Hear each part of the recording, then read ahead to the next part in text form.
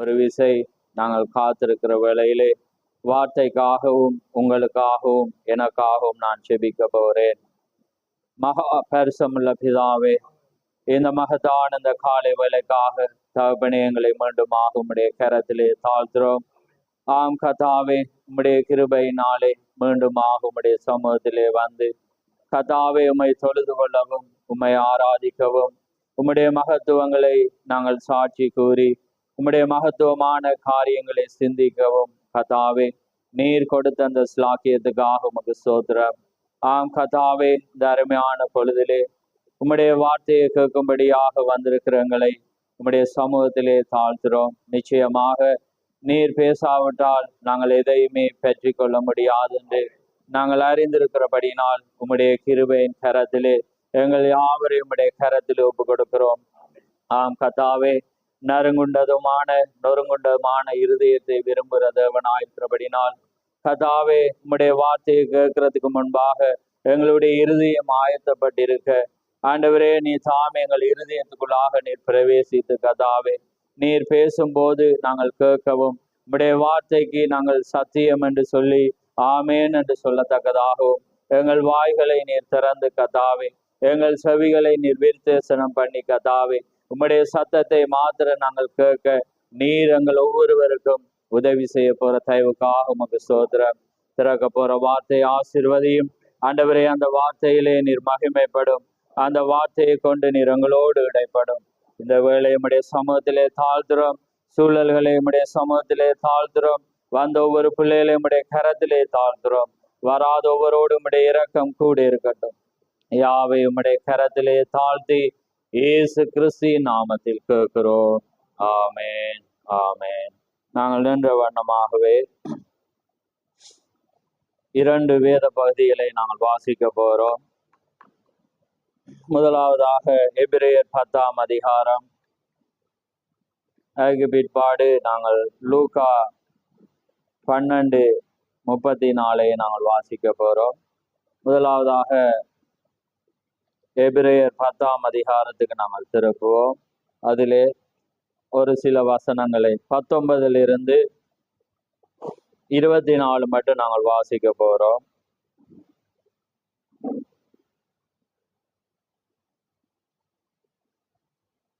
நான் வாசிக்கிறேன். எபிரேயர் புதிய ஏற்பாடுல இருக்கு. ஸ்பீடா திறக்கணுமா, வேதத்தை தெரியாம இருக்கக்கூடாது. நான் வாசிக்கிறேன்.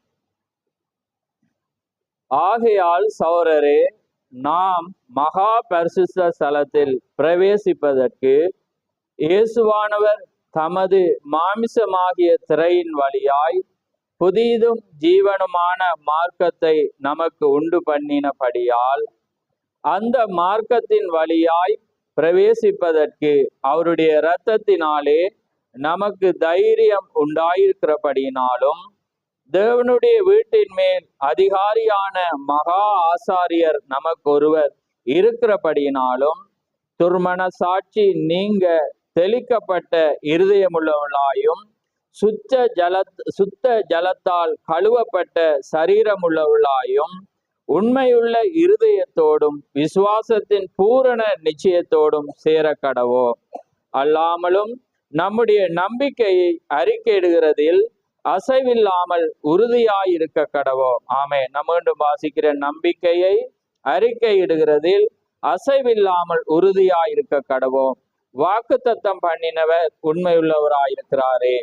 மேலும் கவனிங்க, மேலும் அன்புக்கும் நற்கிரியைகளுக்கும் நாம் ஏவப்படும்படி ஒருவரை ஒருவர் கவனித்து. கீழே எங்களுக்கு தெரிஞ்ச வசனம் தான் சபை கூடி வருதல். அதுக்கு முன்னால முக்கியமான வசனம் பாருங்க. அன்புக்கும் நற்கிரியைகளுக்கும் நாம் ஏவப்படும்படி ஒருவரை ஒருவர் கவனித்து.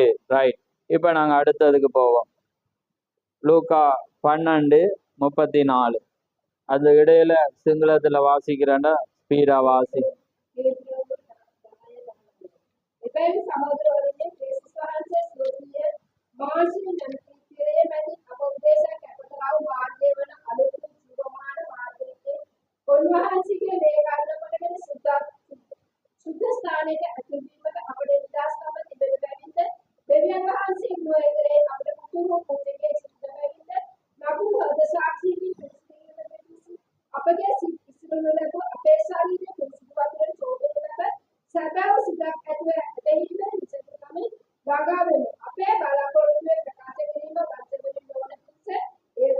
අල්ලාගෙන සිටිනවා. නිසාද පොරොන්දු කරත් වහන්සේ විශ්වාස සිටිනසේක තවද ප්‍රේමයට යහපත් ක්‍රියාවද පොරොන්දු පිස එකිනෙකා ගැන සිතේ තබා ගනිමු. ஆமென். அடுத்ததாக 12:34 இருந்து ஒரு சில வசனங்கள். உங்கள் பொக்கிஷம் எங்கே இருக்கிறதோ அங்கே உங்கள் இருதயமும் இருக்கும். உங்கள் அறைகளை கட்டப்பட்டதாகவும் உங்கள் விளக்குகள் எரிகிறதாகவும் தங்கள் எஜமான் கல்யாணத்தில் இருந்து வந்து தட்டும்போது உடனே அவருக்கு திறக்கும்படி எப்பொழுதும் வருவார் என்று காத்திருக்கிற மனுஷருக்கு ஒப்பாகவும் இருங்கள். ஆமென்.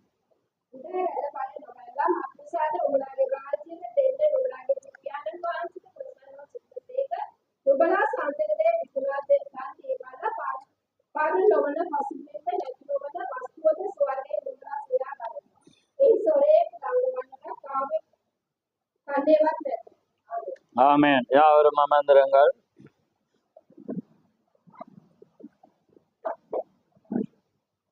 கர்த்தருடைய பரிசுத்த நாமம் மகிமைப்படுவதாக. ஆமென். இந்த நாளுக்குரிய தலையங்கம் நான் கொடுக்கல, நம் தேவன் அதை தரையில, ஆனாலும் அது நித்திய ஜீவனுக்கான உத்தரவாதம் என்ற காரியத்திலே நீங்கள் சிந்தித்து கொண்டிருங்கள். கர்த்தருக்கு சித்தமானால் இந்த காரியத்திலே நாங்கள் பார்க்கலாம். ஆமென். அதுக்கு முன்பாக சில அறிமுகங்களை நான் செய்துட்டு கடந்து போக விரும்புகிறேன். அங்கே சீலன் குடும்பத்தாரை குறித்து நீங்கள் தொடர்ச்சியாக வருவதை நீங்கள் அறிந்திருக்கிறீர்கள். இந்த சபையினுடைய சட்டத்தின்படி நீங்கள் அறிந்திருக்கிறீர்கள், ஒரு காரியத்துக்குள்ளே பிரவேசிக்கும் போது அவர்கள் எந்த வண்ணமாக அந்த இடத்திலே எதற்காக நாங்கள் வெளியே போகிறோம் என்பது இந்த சபையிலே ஒரு நடைமுறையாக இருக்கிறது. அதை நாங்கள் 7-8 வருடமாக நாங்கள் கடைபிடித்து வருகிறோம். ஏனென்றால் நாங்கள் ஒரு சபையிலிருந்து ஒரு சந்தர்ப்பம் சூழலுக்காக நாங்கள் மாறும்போது அந்த ஆவியின் தன்மையானது எப்பயுமே மாறிக்கொண்டு போகும். ஆனால் நாங்கள் வருகிற வேளையிலே ஒரு கொள்கைக்காக, ஒரு நோக்கத்துக்காக, தேவனுடைய காரியத்துக்காக வரும்போது அது எப்பயுமே ஒரு ஸ்திரமாக இருக்கும். ஆமென். அதே போல அவர்கள் எப்பவே வர வேண்டியவர்கள், ஆனாலும் ஒரு வருட அங்கே போராட்டத்துக்கு பின்பாக ஒரு நடைமுறைக்காக ராப்போஜனம் என்பது அந்த சபையிலே அழகாக கொடுக்கப்பட்டது. அவர்கள் எப்படி அதை பெற்றுக்கொண்டார்கள் என்றால், இந்த ஐக்கியத்திலே வரும்போதுதான் இந்த நடைமுறையை பார்க்கும்போது அவர்களும் ஒரு வருடமாக அதை பிரசங்கித்து ஆணித்தரமாக அதை உறுதியாக அந்த போதகரினாலே உறுதியாக பேசப்பட்டு காரியங்கள் நடைமுறையில் இருந்தது. காலப்போக்கிலே மேன்மக்கள் கீழ்மக்கள் என்றது போல சில படித்த மனிதர்கள் அதுக்கு எதிர்ப்பு தெரிவிக்கும் போது அதை எதை சத்தியமாக விலாவரியாக உறுதியாக பிரசங்கித்தாரோ அதை மாறி அது அவசியம் இல்லை என்று பேசும்போது இந்த குடும்பம், அதே போல 3 குடும்பத்தார் அதை ஏற்றுக்கொள்ளாமல் ஒரு வருடமாக தேவன் அதை பழைய சபை நாங்கள் அதிலே ரட்சிக்கப்பட்டது என்ற உறுதியோடு தேவன் அந்த இருதயத்தை மாற்றுவார் என்று அவர்கள் காத்திருந்தார்கள். ஆனால் காலப்போக்கிலே அதை உறுதியாக பெற்றி கொண்டவர்களும் அது சரி என்று பகலிலே அந்த ராப்போஜனத்தை பெறவும், அதே நேரம் கால் கழுதல் இல்லாமல் பல கப்புகளிலே சிறிய சிறிய அப்பங்களை புசிக்கும் போது அவர்கள் அங்கே அந்த போதரிடமே எதற்காக போகிறீர்கள் என்ற வேளையிலே அவர்கள் காரணத்தை சொல்லிவிட்டு இந்த இடத்துக்கு வந்திருக்கிறார்கள். ஆமேன். ஏனென்றால் இதை நீங்கள் சொல்லாத பட்சத்திலே சில காரியங்கள் விஷத்தை எப்பொழுதும் பிசாசு தெளிக்கிறவனாயிருப்பான். அதனாலே பலிபிடம்தான் வெளிப்படையான ஒன்றாயிருக்கிறது. அதனால்தான் எப்பொழுதும் நான் இந்த பலிபிடத்தை பயன்படுத்துவது உண்டு. அது எந்த குற்றமாயிருந்தாலும் எந்த தவறாக இருந்தாலும் இந்த இடத்துல இருந்து பேசப்படுகிறத மாத்திரம்தான் நீங்க செவி கொடுப்பீங்க. இதுல மாத்திரம்தான் என்னை கணம் பண்ணுவீங்க. நான் நோமலா இருக்கும்போது நீங்க யாருமே அதை கேட்க மாட்டீங்க, ஆலோசனைக்கு வர மாட்டீங்க. இது சரியோ பிள்ளையோ, நீங்க ஏற்றுக்கொள்ளுகிறீங்களோ இல்லையோ, தேவனுடைய வீட்டில் இருந்துதான் நியாய தீர்ப்பு ஆரம்பிக்கிறது. ஆமேன். அதுக்கான உத்தரவாதத்துக்கு நீங்க தான் பொறுப்பாளி. இதுல பேசி முடித்த நன்றா அதுக்கு பிற்பாடு அந்த பாத்திரத்தில் இருந்து நான் கை கழுவ முடியும். அதனால இது மாத்திரமல்ல, எல்லாமே ரைட்டா. அதுக்காக தேவன் தாமே அந்த குடும்பத்தை நாங்கள் எங்களுடைய சகோதரில் ஒருவராக நாங்கள் அன்புடன் நாங்கள் வரவேற்கிறோம். ஏன்னா போன வாரம் அவர்கள் போன வாரம் அவர்கள் வரவில்லை. நான் இல்லாத வாரத்திலே அவர்கள் வந்தார்கள். தொடர்ந்து வந்து கொண்டு அந்த வாரம் தான் நான் அவர்களை எதிர்பார்த்திருந்தேன். அந்த வாரம் வந்து அவர்கள் தொடர்ச்சியாக வருவார்கள் என்று. ஆனால் நான் குருநாகலில் இருந்தே வந்தார்கள். பிற்பாடு நான் அறிமுகப்படுத்த போன வாரம் காத்திருந்த வேளையிலே அவர்கள் வரவில்லை. அதனால எனக்கும் ஒரு சங்கடமாக இருந்தது. என்றால் எப்பொழுதும் ஜனங்கள் தேவனுடைய சமூகத்துக்கு வர வேண்டும், எப்பொழுதும் தேவ சமூகத்துக்குள்ளாக இருக்க வேண்டும் என்று வாஞ்சிக்கிற ஒரு ஆத்துமா தான் நான். ஆமென். வராட்டி என்ற நிலையே மாறி, அதனால்தான் அந்த செய்திகள் வந்து ஆழமாக கொண்டு வந்தாலும் கொண்டு வர முயற்சித்தேன், முடியாமல் போனது. அதுக்கு நீங்களும் காரணம்.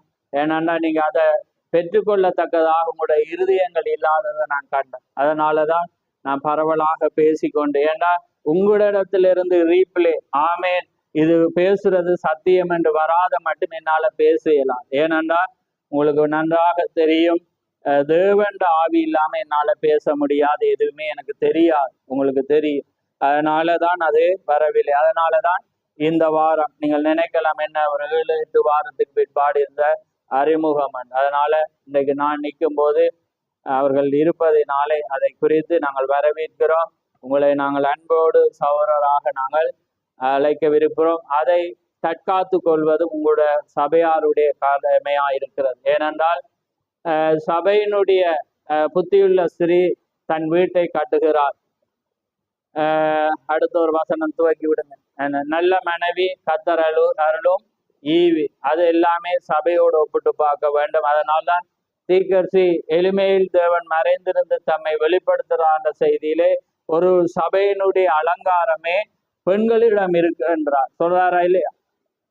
சபையினுடைய பெண்கள், அவங்களுடைய உடுப்பு, அவங்க பேசுற, அவங்க உபசரிக்கிற, அவங்க சபையில எப்படி பாகமா இருந்து அடக்கம் ஒடுக்கமா இருக்கிறத கண்டுதான் அந்த சபையிலே வர்றவர்கள் இளைப்பார்வர். எப்படி மாம்ச பிரகாரமாக ஒரு மனிதன் வேலைக்கு போய் வீட்டுக்கு வரும்போது ஒரு சொந்த மனைவி எப்படி அவளுடைய அன்பினாலே அவனுடைய களைப்புகளை மறக்க வைக்கிறாளோ, அவளுடைய அன்பான வரவேற்பினாலே அவனை மாற்றுகிறாளோ, பிரச்சனையோடு துக்கங்களோடு வருகிற வேளையிலே அவளுடைய காரியம் எப்படி அவனை இன்பமாக்குறதோ, அதே போலதான். அதெல்லாம் மாமிச பிரகாரத்துல 100க்கு 100 இருக்கவன். அதே நேரம் ஆவிக்குரிய வேதம் எப்பயுமே ஆவிக்குரிய அந்த மணவாளனுக்கும் இந்த மணவாட்டிக்கு தான் எப்பயும் பேசுறது. நீங்கள் மாமிசமா பார்த்தா அது பிழைச்சி போயிடுது. எப்பயுமே வேதம் 2 அர்த்தங்களை உடையதா இருக்கிறது. அதுக்காக வேற வேற அர்த்தம் அல்ல, 2 காரியம் ஒன்று, 2ஓடையும் அது பேசிக்கொண்டிருக்கும். ஆமே, உள்ளானதும் மாமிசத்தோடும் எப்போதும் தேவனுடைய வார்த்தை பேசுகிறதா இருக்கு. அதனால உண்மையான நல்ல மனைவி கர்த்தர் அருளும் ஈவு போல நீங்க இருங்க. ஆமே, இந்த சபை இல்லாட்டி ஒரு ஆத்மா இடர்றதுக்கு நீங்க இருக்காங்க. ஏன்னா உபசரிச்சு கவனிப்ப வாசிச்சோம், அன்புக்கும் பைபிளை பாருங்க. ஏன்னா இப்பதான் வாசி டக்குன்னு சேவ் ஆகணும். ஏன்னா அன்புக்கும் நற்கிரியலுக்கு, ஏன்னா அதுக்கு வந்து நீங்க என்னையா செய்யணும்? வாசிங்க, மறந்துட்டீங்க. அன்புக்கும் நற்கிரியலுக்கும் பாருங்க எங்க உங்களோட சிந்தனை இருக்குன்னு யோசிங்க. அப்ப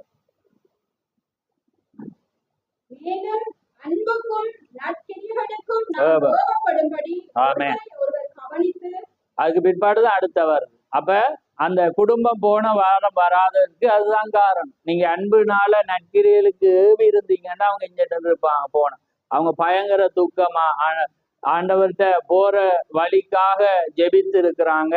ஆனா அந்த வழி வாய்க்கு, அதனால அவங்க பயங்கர கவலையோட நான் குருநாள்ல கொடுத்த செய்தியை போட்டு அவங்க ஜெபித்து கொண்டிருந்தாங்க. அதுக்கு யார் காரணம்? நீங்க. அன்புக்கும் நற்கிரியலுக்கும் கீழே என்ன வருது? பார்த்து வாசிக்க. எனக்கு பார்த்து என்ன சபை கூடி வருதல இதெல்லாம் தெரிகிறது. உங்களோட அவர் தேவன் வந்து எழுதிட்டாருங்கயா, இருதயத்தில் எழுதிட்ட. இனி பைபிள் எல்லாம் பார்க்கலாம் நீங்க. ஏன்னா பைபிள்ல வந்து நீங்க சொல்லணும், துவக்கக்குள்ள சொல்லணும், எனக்கு நீங்க உதவி செய்யணும். ஏன்னா நிறைய வந்தோடனே நாம துவக்காட்டி வராது, சில நேரத்துல மறதி வரும். ஆனா அத வசனம் வந்து ஒரு வசனத்தை துவக்கி விட்டா தொடர்ச்சியாக ஏன்னா நான் ஸ்டாப் மாதிரி போயிட்டே இருக்கும். ஆமேன். அப்ப பாருங்க, அதனால அவங்க வரையல. ஆமேன். அதனால அதே போல நிறைய பேர் வராம இருக்கிறதுக்கு அதுக்கு வந்து சபையாருடைய காரியமா தான் இருக்கு. ஏன்னா ஒருவர் விசாரித்து சபை கூடி வருதல் ஒருவர் விட்டு விடுகிறது போல நீங்களும் விட்டு விடாதபடி நாளானது சமீபமாயிருக்கிறபடினால் ஒருவருக்கொருவர் புத்தி சொல்லுங்கள் என்று வேதம் சொல்லுற. அப்ப நீங்க இல்ல பிரதர் அப்படியா, ரைட், இந்த அரேஞ்ச்மெண்ட், இந்த காரியங்கள் எல்லாமே உங்களுக்குள்ள வர வேண்டும். ஆமென். அதை நான் செய்ய முடியாது, அதை நீங்க தான் செய்யணும். அப்படி இல்லாத பட்சத்துல நானாவது செய்ய, அதை தான் நாங்க இந்த நாட்கள்ல செய்து வர்றோம். அது உங்கள் மீதும் விழுந்த கடமையாயிருக்கு. அந்த குடும்பத்துக்கு மாத்திரம் எல்லாமே சமனாக எண்ண வேண்டும். எல்லாமே ஒரே சரீரமும் ஒரு அநேகராகிய நாம் ஒரே சரீரமும் ஒரே அவயவமாயிருக்கிறோம். அப்படியா சொல்லுது? அநேகராகிய நாம் கொண்டு பொருந்திய எத்தனையாம் அதிகாரம்? 10 இருக்குன்னு, ரைட், வேணாம் வாசிக்க. அப்ப பாருங்க, அநேகராகிய நாம் அநேக அவயங்களா இருந்தாலும் சரீரம் ஒன்று என்ன. அதனால அநேக அவயங்கள் சேர்ந்ததுதான் ஒரு சரீரம். அதனாலதான் நாங்க எல்லாமே வெளிப்பாடோட ஒரு ரொட்டியை சோடக்குள்ள அநேக கோதுமை மணி தான் ஒரு ரொட்டிக்கு அடங்கும். அப்ப அந்த ஒரு ரொட்டிக்குள்ள 100-200 கோதுமை இருக்கும். அதுதான் சேர்ந்தது ஒரு வட்டமான ஒரு ரொட்டி. அதனாலதான் எல்லா ரொட்டியும் ஒன்றாக இணைக்கப்பட்டு அப்பத்தை நாங்க பெற்று கொடுக்கிறோம். அதனாலதான் ஒரே ரொட்டி செய்யும். ஆமே. அப்ப அதனாலதான் அநேகராகிய நாம் ஒரே சரீரமும் ஒரே அவயங்கள் அநேகமாயிருந்தாலும் நாங்கள் ஒரே சரீரமாயிருக்கிறோம் என்று வேதம் சொல்ல. அதனால ஒருவர் நேசிங்க. ரைட். அடுத்ததாக இன்னொரு அருமையான சகோதரனும் அங்கே வந்திருக்கிறார். அவரும் வளர்க்கப்பட்ட காரியம் யோகராசான நைக்கிரமே அவரை குறித்து சொல்லியிருக்கிறார். இந்த இயேசு கிறிஸ்து நாமத்தினால அவர் ஞானஸ்தானம் கொடுக்கிறவர் தான். அவர் சிஸ்டங்கள் வேற. அவருக்கு நாங்கள் எத்தனையோ முறை கூட்டத்துக்கு அழைப்பு கொடுத்திருந்தோம். அதனால தான் நான் அடிக்க சொல்றேன், இந்த எண்டே மெசேஜில் 5 சபை இங்கே இருக்கு. ஆனா 5 எப்படி 4 இருக்குன்னு உங்களுக்கு தெரியும். அப்ப அதனால அவங்களுக்கு கொடுத்த அதுலதான் அவர் வளர்க்கப்பட்டவர். அப்ப அவர் நேற்றைய நாள் நினைக்கிறேன், நேற்றைய முந்த நாளும் தெரியல, என்ன சந்தித்தார் வர போறார். அப்ப நாங்க அவருக்கு சபையினுடைய காரியங்களை குறித்து நாங்க சொன்னோம். ஏன்னா ஒரு மனிதன் சபைக்கு போறதுக்கு அந்த சபையை குறித்து ஒருவன் புரிந்து கொள்ளவன். அதுல நான் போனா அது என்ன நித்திய ஜீவனுக்கு வழி நடத்துதா என்பதை அவன் கண்டுகொள்ளவன். அதை நாங்க அவருக்கு சொன்னோம். இந்த சபை இப்படிதான், இப்படியான காரியத்துல தான் உங்களுக்கு விருப்பமானால் நீங்கள் தொடரலாம் என்று. அப்ப அவர் சொன்னார், நான் வருகிறேன் என்று. அதனால் அவர் வந்திருக்கிறார். அவருக்காகவும் ஜெபியுங்கள். அவர் ஞானஸ்தானம் எடுக்கல நினைக்கிறேன், எடுத்தீங்களா? ரைட். அதுல வளர்க்கப்பட்டாலும் அவர் எடுக்க. அதனால அந்த குடும்பங்களும் ரட்சிக்கப்பட, அந்த குடும்பங்களும் அவர் வர ஒரு சாந்தமான அமைதியிலான ஒரு சுபாவத்தை அவர் உடையவன். அதனால உங்களுடைய பண்புகள், உங்களுடைய அரவணைப்புகள், உங்களுடைய பேச்சுக்கள், உங்களுடைய கிரியைகள் எல்லாம் தான் ஒரு ஆத்மாவை பற்றி பிடிக்கிறதா இருக்கிறது. ஆமேன். அதனாலதான் ஒரு குடும்பம், புத்தியுள்ள ஸ்திரீ தன் வீட்டை அப்ப அந்த புத்தியுள்ள சபையா இருந்த அந்த வீட்டை அது கட்டத்தக்கதாக. பெண்கள், நீங்க ஒவ்வொருவரும் பெண்கள் என்று பார்க்கும்போது ஆண் என்றும் பெண் என்றும் இல்லை, நீங்கள் எல்லாரும் அதிலும் விசேஷித்தம் பெண்கள். அதனால கர்த்தர் உங்களை ஆசீர்வதிப்பாராக. ஆமேன். நாங்கள் செய்திக்கு நாங்கள் கடந்து போகிறோம். அதனால தேவனுடைய காரிய நித்திய ஜீவனுக்கான உத்தரவாதம். ஆமேன். நாங்கள் போன வாரம் காரியங்கள்ல கழிச்ச, எப்பயுமே தேவன் மனநிலையால அறிவினால சிந்திக்க விரும்புகிற தேவன் அல்ல. அவர் எப்பயுமே இருதயத்தில் இருந்து தான் தேவன் அதை விரும்புகிற தேவனாயிருக்கிறார். அப்ப கடந்த வாரம் ஒரு சில ஜனங்களோடு பேசும்போது தேவன் எப்பயுமே வெளிப்படையானவர். நாங்க எதையுமே இது ஆள இப்படியா, அவர் பார்ப்பாரா, அவர் சிந்திப்பாரா, என்ன குறிச்சு அப்படி சிந்திப்பா, அப்படி பார்க்கிற தேவன் அல்ல. அப்படி பார்த்தீங்கன்னா இன்னும் அறிவு வேலை செஞ்சு கொண்டிருக்கு. மனதுல தான் தேவன் ஆராதித்து கொண்டிருக்கிறீங்க. ஆனா இருதயத்துல இருந்து பார்க்கிறவன் பார்க்க மாட்டான். ஏன்னா இப்ப நாங்க அன்று பேசும்போது அதுக்கு குற்றப்படுத்த சொல்லல, அது நானும் அதை வேலையை செய்யறேன். சில சாட்சிகளை சொல்ல எங்களுக்கு அப்ப சில சாட்சிகளை அதிசயமாக தேவன் வழி நடத்தும் போது, சில நேரத்தில் அன்று எங்களுக்கு இயலாம இருக்கும், போக ஒரு பணம் இல்லாம இருக்கும் போது தேவன் ஒரு அதிசயமாக நாங்க ஜெபிக்கும் போது இறங்குவான். ஆனா நாங்க இந்த இடத்துல அதை சொல்ல மாட்டோம். ஏனண்டா அந்த அறிவுங்களை சொல்ல விடாது. சொன்னா நாங்க அனுதாபத்தை தீர்றோம் என்று சிந்திப்பாங்க, அல்லது ஜனங்கள் வார்த்தையை வச்சு பார்ப்பாங்க. எப்படி சாவி சொல்றான், துவக்கி விடு, நீதிமான் அப்பத்துக்காக அலைஞ்சு திரிகிறத நான் ஒருபோதும் காணல. அப்ப இவன் நீதிமானா இருக்கு. அப்ப பாருங்க, அல்லது கர்த்தருக்கு பயப்படுதலே ஐஸ்வர்யத்தை தரும், அதுல வேதனைய தேவன் கூட்ட மாட்டான். அப்படி கர்த்தருக்கு பயப்படுற மனுஷன் இவ்விதமாய் ஆசீர்வாத. அப்ப நம்ம இல்லையோ, அது அறிவு. ஆனா அப்படி அறிவு இருந்திருந்தா இந்த வேதம் என்ன செஞ்சிருக்காது, எதையுமே எழுதி இருக்காது. புரியுதா உங்களுக்கு? நான் சொல்றதுக்கு ஆமேன்னு சொன்னாதான் நீங்க புரியுதுன்னு இருக்கு. ஏனென்றா எங்களுக்கு அறிவு. ஏன்னா நாங்க இன்றைக்கு ஒரு நிலையில இருந்திருக்கோம், அல்லது எங்களுக்கு ஒரு பலவீனம் முடியாதது ஒன்றாயிருக்கு. நாங்க அதை சொல்லக்குள்ள சிந்திப்போம். ஏனண்டா நம்மளை குறிச்சு என்ன சிந்திப்பான், அல்லது நாளைக்கு ஜனங்கள் வந்து ஒரு காரியத்தை செய்யும் போது எங்களுக்கு. ஆனா அது அல்ல. நீங்க அதை பார்த்தீங்கன்னா அது அறிவு கிரியை செய்துட்டே இருக்கு. நீங்க இன்னும் தேவனுடையவர்கள் அல்ல. அப்படி என்றா தேவனுடைய காரியம். இன்னைக்கு நான் எடுக்க போற புத்தகம் வந்து உள்திரை. அந்த உள்திரையை குறித்த உள்திரை என்றக்குள்ள அது இருதயம், ஒரு திரை. எங்களுக்கு இருதயம் வந்து ஒரு திரை. அந்த இருதயத்துக்குள்ள ஒரு வெற்றிடம் ஒன்று இருக்கு. உங்களுக்கு தெரியும், படிச்சவங்களுக்கு தெரியும், அல்லது செய்தியை படிச்சவங்களுக்கு தெரியும். அந்த இருதயத்துக்குள்ள ஒரு சிறிய ஒரு வெற்றிடம் இருக்கு.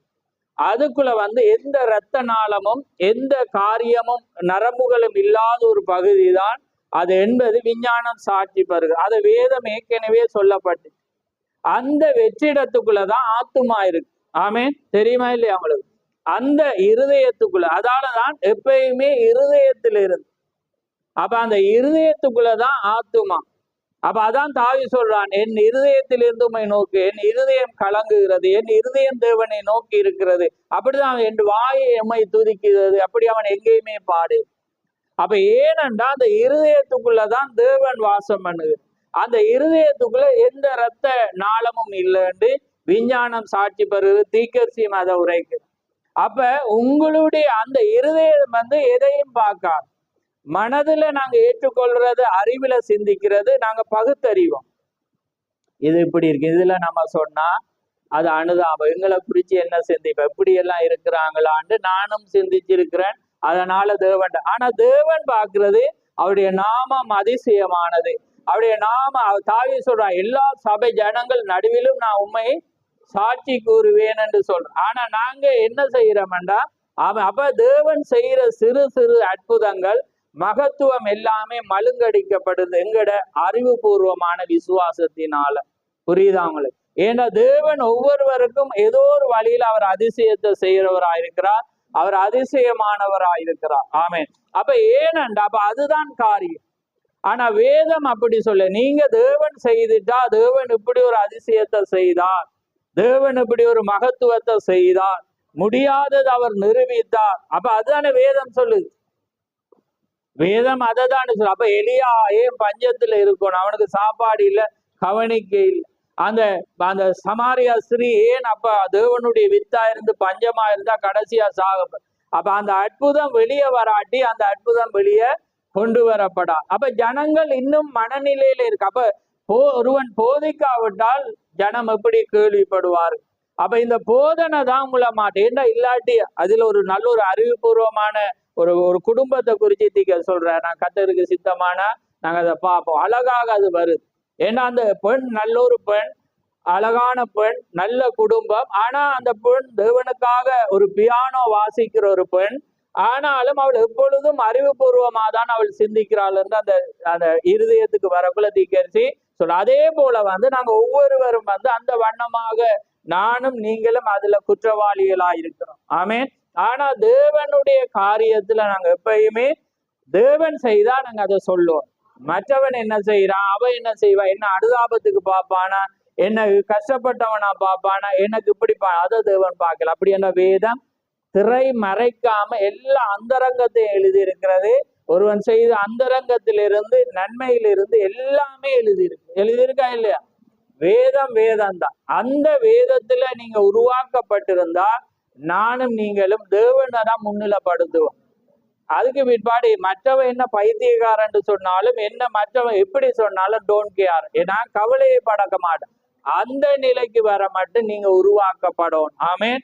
அதுதான் தேவன். நீங்க உடைக்கப்படணும், நொறுக்கப்படணும், உங்களுக்குள்ளால இருக்கிற அந்த தேவன் வெளிப்படணும். அது இருதயத்தில் அவர் மறைந்திருக்கிறார். ஆமேன். அப்ப பாருங்க, அதனாலதான் அப்ப எங்கட வாய்மொழி, எங்கட பேச்சு தான் எங்களை காட்டி கொடுக்கும். அப்ப அதனாலதான் உங்கள் இருதயம் எங்கே இருக்குதோ அங்கே உங்கள் பொக்கிஷம் இருக்கு. அப்ப பாருங்க, உங்களோட வாயில வச்சுதான் இதை காணலாம். நீங்க எதை சாட்சி சொல்றீங்களோ அங்க உங்களை காணலாம். நீங்க சொல்லாம இருக்கிறீங்கன்னா அது உங்களுக்குள்ள இருக்கு, அது எனக்குள்ளேயும் இருக்கு, உங்களுக்குள்ளே இருக்கு. அதனாலதான் பிசாசு எப்பயுமே எங்களோட வாய் பிறப்ப பார்ப்பான். அதை பார்த்தான்னு அவன் நம்மளோட ஆளுன்னு தெரியும். அப்ப அதுதான் தேவனும் பார்க்கிற. பழைய ஏற்பாடுல அதுக்கு ஒரு நல்ல ஒரு அழகா அவங்களுக்கு புரிஞ்சு கொள்ளணும், எல்லாருக்கும் புரியுற ஒரு உதாரணத்தை சொல்லணும்டா, தேவன் என்ன செய்யறேன்னா சீரியரோட யுத்தம் வருது. அப்ப யுத்தம் வர்ற வேளையில அவர் சொல்லிட்டு எல்லாரையும் அழிச்சிரு. அப்ப ஆகாப்பிட்ட தேவன் சொல்றார் வந்து எப்படி எப்படி அவங்க எப்படி நீர் செய்வீர்? அப்ப அவர் சொல்ற அதிபதிகளை கொண்டு, மாகாண அதிபதிகளை கொண்டு. அப்ப யார் அப்படியேண்டா முன்னுக்கு போகணும் பாருங்க. நல்ல ஒரு டீச்சிங், அதை வாசிங்க. 1 ராஜாக்கள் 20 இருந்து நீங்க வாசிச்சீங்கன்னா தெரியும். அப்ப அப்படியெல்லாம் தேவன் அதிசயத்தை செய்து காரியங்களை வழி நடத்தி போறேன். அப்ப அவர் சொல்ற யாரையும் விடக்கூடாது. அப்ப 2வது யுத்தம் வருது. அப்ப தீர்க்கதரிசி சொல்லிட்டான், 2வது யுத்தத்துல நிச்சயமா போனவங்க, தோற்று போனவங்க இன்னும் பலத்தோடு அவங்க என்ன செய்வாங்க, வருவாங்க, நீ கவனமாயிருக்குள்ள.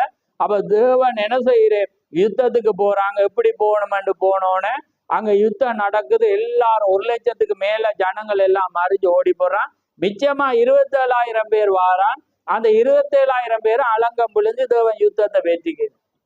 அப்ப அதை வாசிப்போம், வாசிச்சாதான் இன்ட்ரெஸ்டா இருக்கு. அப்ப உங்களுக்கு அது சிரிப்பு உண்டாகணும். அப்ப அதே போல நீங்க எல்லாமே நல்ல ஜனங்களா இருக்கிறீங்க, ரைட்? அப்ப அதை வாசி. 1 ராஜாக்கள் 20ஆம் அதிகாரம். அந்த அவங்க அந்த அந்த ராஜாவை குறித்து அவன் ஒரு நல்ல ஒரு அபிப்பிராயம் வச்சிருக்கிறான். உங்களை குறித்து பிசாசு நல்ல அபிப்பிராயம் வச்சிருக்கிற மாதிரி அவனும் ஒரு அபிப்பிராயம், ரைட்? இப்ப 31 வாசிங்க. 1 ராஜாக்கள் 20:31.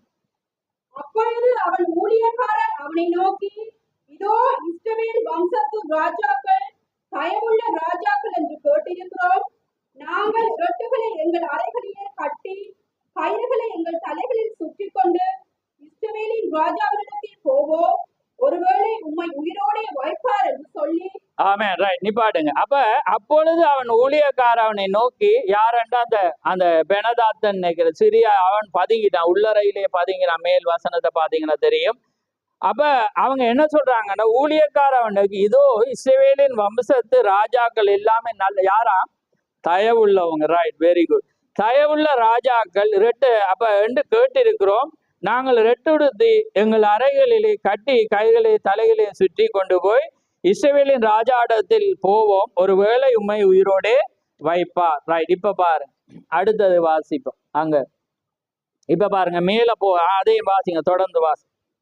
இரட்டை தங்கள் அறைகளில் கட்டி கயிறுகளை தங்கள் தலைகளில் சுற்றி கொண்டு இஸ்ரவேலின் ராஜாவினிடத்தில் வந்து என்னை உயிரோடே வையும் என்று உமது அடியானாகிய பெனாதாத் விண்ணப்பம் பண்ணுகிறான் என்றார்கள். அதற்கு அவன், இன்னும் அவன் உயிரோடே இருக்கிறானா? அவன் என் சகோதரன் என்றார். வந்தான் வேலை, ரைட்? அப்ப அவன் என்ன சொல்றான்? இப்படி சொன்னோன அவன் என்ன சொல்றான்டா, அப்ப அவன் என்ன உயிரோட இருக்கு, அவன் எந்த சகோதரன். பிடிச்சான் புடியோன்னு பாருங்க. அடுத்த வசனத்தை வாசிங்க, கவனம் பிரிச்சு வாசிங்களா. என்ன அந்த மனுஷர் வாய்ப்பொழிய பாக்குறாங்க. அவங்க என்ன செய்யறாங்கன்னா, அந்த மனுஷர் நன்றாய் கவனித்து அவன் வாயில் சொல்லை உடனே பிடித்து, உன் சகோதரனாகிய பெனாதாத் இருக்கிறான் என்றார்கள். அப்பொழுது அவன், நீங்கள் போய் அவனை அழைத்துக் கொண்டு வாருங்கள் என்றான். பெனாதாத் அவனிடத்தில் வந்தபோது அவனை தன் ரதத்தில் ஏற்றுக்கொண்டான். ஆமென். இப்ப என்ன காரியம், தேவன் என்ன சொல்றேன், அழியண்டுட்டு. இப்ப இவன் அந்த ஜனங்கள் ஒரு என்ன சொல்லலாம், ஒரு சமாதான பேச்சுக்கோ அல்லது ஏதாவது ஒன்று எங்கட வாய்ப்பிறப்ப பார்ப்பான். இவன் சொல்லி என்ற சகோதரன், இவன் சகோதரனா மக்களுக்கு அவங்க என்ன கூட என்ற சகோதரன், ஏன்னா இவங்களுக்குள்ள வியாபார காரியங்கள் உடன்படிக்கை இருக்கக்குள்ள அவன் என்ன சொல்றான்டா, என்ற சகோதரன் உயிரோடு இருக்கிறான்னு இவங்க பாக்குறான். வாய் சொல்லை நன்றாய் பிடித்தான். வேதம் சொல்லுது அப்படின்னா டக்குன்னு பிடிச்சிட்டான். அவன் சொல்றான், இந்த பெனதாத் உயிரோடு இருக்கிறானோட விளங்குதான் அவங்களுக்கு. அப்ப என்னத்துக்கு இங்க நான் கொண்டு வரேன்டா, எப்பயுமே உங்களோட வாய், அதான் உங்களோட இருதயம் இங்க இருக்கு. உங்களோட வாய் என்னத்தை காட்டுமா, அது உங்களோட நற்கிரியையில உங்களோட கிரியையில அது என்ன செய்யுமா, வாய் காண்பிக்கும் என்று என்ன செய்யறது, வேதம் சொல்லுற. அப்ப இவண்டதை காட்டோன்னா டக்கண்ட என்ன செஞ்சிட்டாங்க, அவன் உயிரோடு இருக்கிறான், இல்லாட்டி சொல்லியிருக்க மாட்டான். அப்ப அவன் சொன்னோன உயிரோட இவன் ரதத்துல ஏத்தி கொண்டு வாரான். எப்பயுமே வந்த உடனே யார் வருவாங்க? அடுத்தது தேவன் இறங்குவார் காட்சிக்கு. அவர் தீக்கரிசி அனுப்பிட்டு அவர் என்ன செய்யற, தீக்கரிசி என்ன செய்யறான், இவன் வார வழியில நிக்கணும் என்றதுக்காக போய் நிக்கக்குள்ள ஒருவனை கூப்பிட்டு சொல்றான், என்ன அடியன். அவன் என்ன செய்யற, தீக்கரிசிக்கு அடிக்கிறதாண்டுட்டு இவன் என்ன செய்யலைன்னா அடிக்கல. அப்ப அதாவது இந்த சொல்லுக்கு நீ கீழ்ப்படியாதபடினால என்னையா சிங்கம் வந்து உன்னை கொல்லுமன்றோட அவனை என்ன செஞ்சு இவன் போய் ஒன்று சிங்கம் வந்து பாஞ்சி பிடிச்சி. இப்ப நீங்க என்னடா இது கரைச்சலா விளங்குது. அப்ப அங்க என்ன பாயிண்ட் வருதாண்டா, தீக்கர் சொல்ற என்ன அடியன், நீ என்ன அடியன்டா, நீ அடிச்சதான் போயிடும். புரியுதா உங்களுக்கு? வேதத்துக்குள்ள போறீங்களா நீங்க? வேதம் எதை சொல்லுதோ அதை நம்ம செய்யும். தேவன் எதை அழியன்றாரோ அதை அழிக்கும். தேவன் எதை விட்டு வைக்காதோ அதை வைக்கும். எல்லாரும் நம்முடைய சௌரரா இருக்க இயலாது, எல்லாரும் ஒரு தேவனுடையவர்களா இருக்க இயலாது. ஏன்னா எப்பயுமே ஜனங்களுக்கு வந்து குழம்புற காரியம் என்னன்னா, சில நேரத்துல கோபமா இருப்பாங்க, ஒருவர் வீட்டுக்கு வந்தோடனே நம்ம இல்லாம ஒன்றுதான்ன்றுவாங்க. விளங்குதான்? விளங்குது எல்லாமே ஏன்னா வேதம் என்ன சொல்லுது, நான் எங்களுக்கு தான் நம்ம பேசிட்டு இருக்கோம். விளங்குதான் உங்களுக்கு? நம்ம வேதத்தை வந்து அவர் ஆவியினாலே அன்றி ஒருவனும் புரிந்து கொள்ள முடியாது. எதுல வைராக்கியம் பாராட்டணும், எதுல அன்பு செலுத்தணும் மட்டும் வார்த்தை இருக்கு எங்களுக்கு. அப்ப அதே மாதிரி என்ன செய்யற வந்தோட, ஏன்னா அன்பு இருக்கு. என்ன உன்னை போல பிறனை நேசி, ஏன்னா அன்பில்லாத ஒன்றும் இல்லை. நீ 7-70 தரம் மன்னிக்கிறன்னோட எல்லாத்தையும் நம்ம மன்னிச்சிருவோம். ஆனா எதை மன்னிக்கணும்? இப்ப ஆகாப்பும் அதுதான் நினைக்கு. அவர் என்ன வச்சுட்டு இவங்கிட்ட வந்தோடனே அப்ப அவருக்கு எங்களை மன்னிக்கிறவனும் எங்களை இதன்னோன்னு அவன் சொல்ல எந்த சௌரனான்ட்டு ரதத்துல ஏற்றிட்டு அவையாரு எதிர் இவனை அழிக்க வந்தவன். அப்ப தேவன் சொல்லிட்டு எப்பயுமே அவர் என்ன செஞ்சிட்ட ஒரு காரியத்தை சொன்னோன்னே இப்ப தீக்கசி வந்துடும். எப்பயுமே உங்களுக்கு தெரியும், புலவிட்டோன்னதான் செய்தி டக்குன்னு வெளிப்படி அவர். அப்ப வரக்குள்ள அது என்ன செய்யுமெண்டா, ரோட்ல வந்து நிக்கக்குள்ள சொல்ற என்ன அடியன்னோடனே இவன் பார்த்தா தீக்கசிக்கு எப்ப அடிக்கிறதுன்ட்டு அவன் அடிக்கையில அவனுக்கு அடிக்காதபடி என்ன வந்துட்டு, சிங்கம் வந்து அவனை அப்படியே பிடிச்சு கொண்டு திண்டுட்டு அடுத்தவனுக்கு வாரான். நீ என்ன அடியோன்னா அவனுக்கு தெரியும், சிங்கம் கொண்டுச்சு என்ன என்ன செய்யும், என்ன ஏதாவது கொல்லுமன்ட்டு அவன் என்ன செஞ்சிட்டான், அடி விட்டா அடியோண்டு அவன் கூட ஸ்பீடா அடிச்சுட்டான். அடிச்சோட மூஞ்சியெல்லாம் பிஞ்சு போயிடுச்சு. ஏன்னா அவனுக்கு கூட காயம் வந்துச்சு. காயம் வந்தவன இவன் என்ன செய்யிட்டான், போய் உட்கார்ந்து, ஏன்னா அவனுக்கு பயம், அதால அந்த அடி வேகமா இருந்துச்சு. அடியோட இவனுக்கு காயம் வந்து உட்கார்ந்து சாம்பலை போட்டுட்டு மறைஞ்சு இருக்கிறான். இருக்கக்குள்ள ராஜா வரக்குள்ள அவன் சொல்றான், நான் யுத்தத்துக்கு போகக்குள்ள இப்படி ஒரு காரியமா போகக்குள்ள அவன் என்ன செஞ்சிட்டான், ஒருவன் தப்பி வந்து ஒருவன் என்ன செஞ்சான், அந்த தப்பி போனவனை என்னட்ட கொண்டு வந்து தந்தான், இத கவனமாவார் என்று தாளந்து காசையும் தந்துட்டு போயிட்டான்.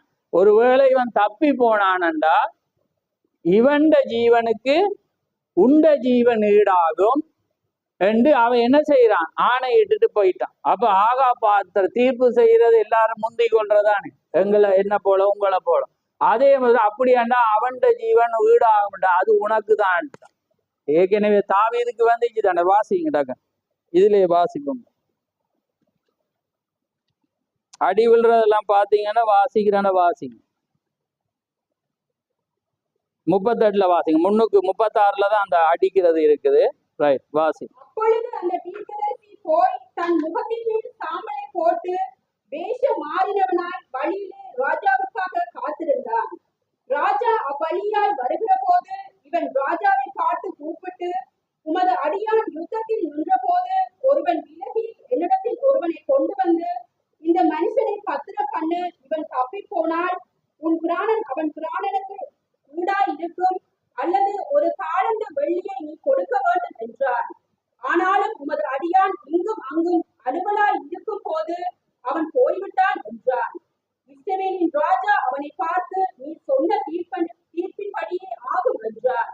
அப்பொழுது அவன் சீக்கிரமாய் தன் முகத்தின் மேலிருக்கும் சாம்பலை துடைத்து விட்டதினால் இஸ்ரவேலின் ராஜா அவன் தீர்க்கதரிசிகளில் ஒருவன் என்று அறிந்து கொண்டான். அப்பொழுது இவன் அவனை நோக்கி, சங்காரத்துக்கு நான் நியமித்த மனுஷனை உன் கையிலிருந்து தப்பி போகும்படி நீ விட்டபடியினால் உன் பிராணன் அவன் பிராணனுக்கு ஈடாகவும் உன் ஜனம் அவன் ஜனத்திற்கு ஈடாகவும் இருக்க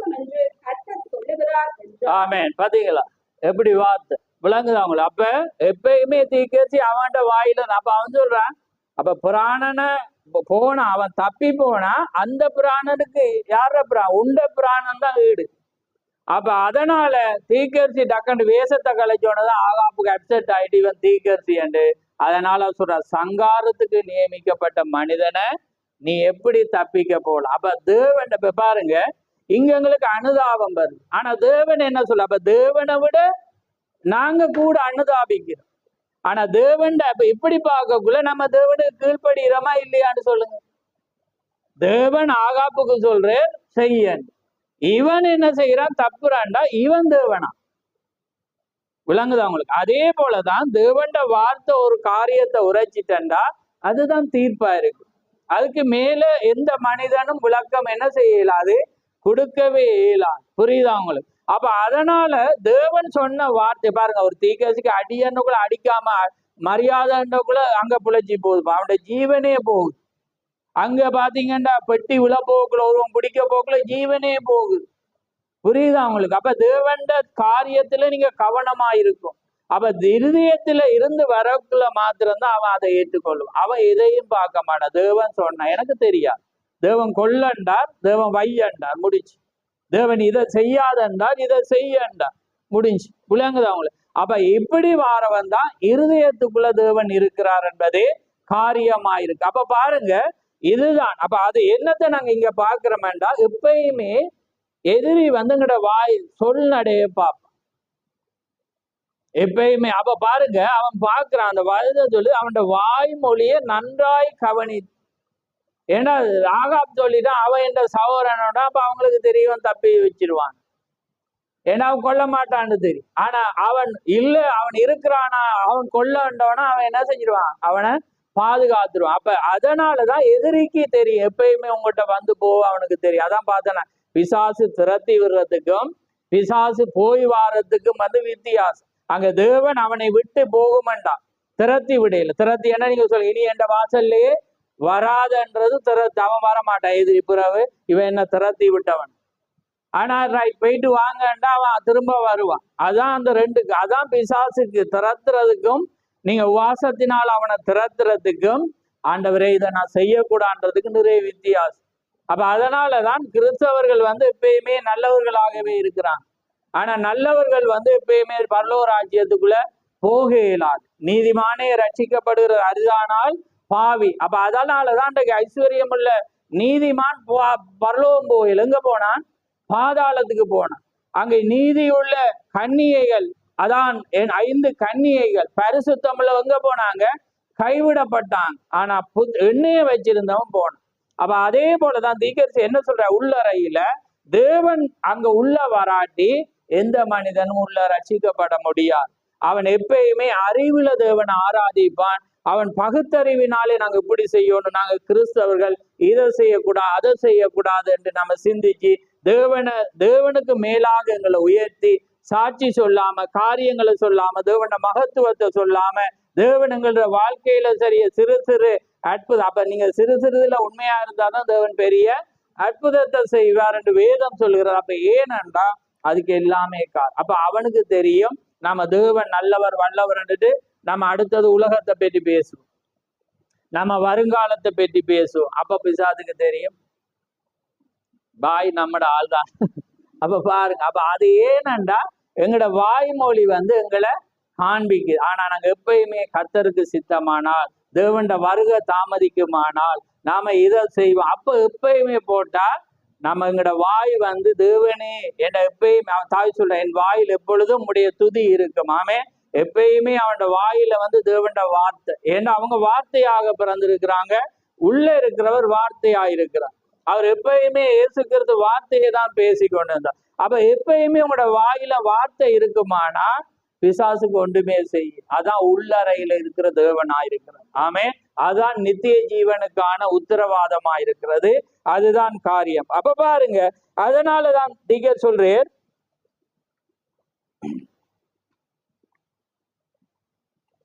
அதான் அங்க தீர்க்கதரிசி சொல்ல பாருங்க, அந்த பழைய எகிப்திய ஆலோட்டிகள் கீழே வாரு, அதே போல் அங்கே தங்கள் பழைய மாதிரியான பரிசுத்தாவின் நிரம்பிய கூட்டத்தை நான் பார்த்ததே இல்லை. அது சரிதானே. மேலும் இஸ்ரவேல் குமார்த்திகளும் அவளை பின்தொடர்ந்து அவ்வாறே செய்தார்கள். அவர்கள் மேற்கொண்டிருந்தார். ஏனென்றால் தீர்க்கதரிசியுடைய மீட்பில் இருக்கும் முழுமையான மகிழ்ச்சி. ஒரு உண்மையான விடுதலை இருந்தா அங்க என்ன இருக்கும்? மகிழ்ச்சி இருக்கு. தேவன் உங்களை விடுதலை ஆக்கி இருந்தா உங்களுக்குள்ள நிறைய மகிழ்ச்சி இருக்கு. அப்ப தேவனை எப்பயுமே மகிழ்ந்து கொண்டிருப்பீங்க. அப்ப அன்றைக்கு அவங்க இஸ்ரவேல் ஜனங்கள் அந்த வனாந்திரத்திலிருந்து வந்தோன்னா அவங்க ஆடி பாடி மகிமையாக துதித்தாங்கள். அப்ப தீர்க்கதரிசி இப்பொழுது அதெல்லாம் இல்லை. ஏன்னா பாடல் துதி எல்லாமே அது இல்லாம இன்றைக்கு பிசாசு என்ன செஞ்சிட்டாண்டா, நாங்க மற்றவனை போல நினைக்கணும் இருக்கணும்ன்றதை நாங்க சிந்திச்சிட்டோம். அது எனக்குள்ளேயும் வந்துட்டு உங்களுக்குள்ளேயும் வந்துட்டு. ஆனா அதுல இருந்து தேவனங்களை வேறு பிரிக்கதான் எலியாவை அனுப்பினார். ஆமேன். எங்களுடைய இருதயம் ஆதி பிதாக்களுக்கு திரும்பதான் தேவன் எனக்குள்ளே உங்களுக்குள்ளே அந்த பொக்கிஷத்தை தந்தார். ஆமேன்.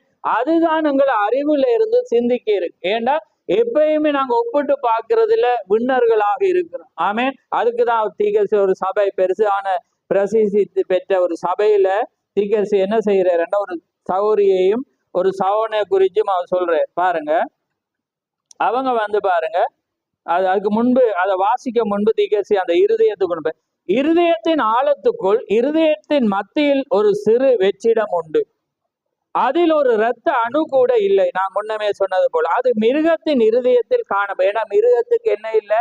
ஆத்துமா இல்லை. ஆனா மனிதனுக்குள்ள என்ன இருக்குது? ஆத்துமா இருக்கு. அந்த மனிதன் இருதயத்துக்குள்ள ஒரு வெற்றிடம் இருக்கு. அதுக்குள்ள இரத்த நாளங்கள் என்ன செய்யாது? இருக்காது. ஏன்னா அது தேவன் மாத்திரமாமே, அது தேவனுக்கு மாத்திரம். மனித இருதயத்தில் மட்டும்தான் உண்டு, மேலும் அது ஆத்துமாவை நிரப்பக்கூடிய இடம் என்று அவர்கள் சொல்லுகிறார்கள். அந்த ஆத்துமா இருதயத்தில் தான் வாழ்கிறது. எல்லாவற்றிற்கும் மேலாக தேவன் சொன்னது சரிதான். ஓ மனிதன் தன் இருதயத்தை நினைப்பது போல் என்று வேதம் கூறுகிறது. ஏன்னா வேதம் கவனி, இங்க ஆழத்துக்குள்ள போறோம் பாருங்க. வேதம் ஒரு மனிதன் இருதயத்தில் நினைப்பது போல என்று சொல்லுது. ஏண்டா ஆழத்தில் ஆத்துமாவில தான் என்ன இருக்கிறது? தன்மைகள் இருக்கு. நீங்க அதுலதான் நினைக்கலாம். அப்ப அவங்களோட ஆத்துமா ரட்சிக்கப்பட்டதா இருந்தா உங்களோட இருதயம் எப்பயுமே சரியானதை என்ன செய்யும்? சிந்திச்சு கொண்டிருக்கும். உங்களோட இருதயம் எங்க இருக்கும்? அங்க பரலோகத்தை நோக்கி இருக்கு. அப்ப உங்கள் இருதயம் எங்க இருக்கிறதோ அங்க உங்களோட போக்கிது. உங்களோட ஆத்துமா பூமிக்குரியதா இருந்தா அது பூமியை தான் சிந்திக்கும். ஆனா உள்ளால இருக்கிற தேவண்ட ஆத்துமா தேவண்டதா இருந்தா அது எப்பயுமே அதை சிந்திச்சிட்டு இருக்கு. புரியுது அவங்களுக்கு? அப்ப அதான் தீர்க்கதரிசி சொல்றேன், அது எப்பயுமே அது தவறு என்றா அது தவறு என்றே அது சொல்லும். பாருங்க, ஒரு மனிதன் தன் இருதயத்தில் நினைப்பது போல, அதுக்கு நிறைய வசனம் எழுதி வந்தனா நீங்க தாவீது தான் அதிகமா அவன் சொல்றான். அதை வாசிக்க வேணும்டா. பாருங்க, ஏன் நான் அந்த ஆழத்துக்கு கொண்டு போறேன் பாருங்க. அதை வாசிங்கடா கண்டு நான் நினைக்கிற மாதிரி நான் எழுதி வந்தேனா. சங்கீதம் 16 வாசிங்க. என்னப்ப அந்த ஏன் அந்த இருதயத்துல வெற்றிடம் உண்டதுக்கு வேதம் சாட்சி படுறது. வாசிங்க. நான் அசைக்கப்படுவதில்லை, தலைமுறை தலைமுறை தோறும் தீங்கு என்னை அணுகுவதில்லை என்று தன் இருதயத்தில் சொல்லிக் கொள்கிறார். ஆமென். அப்ப பாருங்க, தன் இருதயத்துலதான் என்ன சொல்றானா? சொல்லிக் கொள்கிறான். ஏன்னா அந்த இருதயத்துல இருக்க ஆத்துமா தான் அதை சொல்லுது. புரியுதா உங்களுக்கு? அப்ப அந்த ஆத்துமா எங்க இருக்குதுண்டா? மண்டையில இல்ல, அது இருதயத்துல. அதனாலதான் அவன் இருதயத்திலிருந்து அவன் என்ன சொன்னானா? சொல்லி கொண்டான். சங்கீதம் 4:7 வாசிங்க.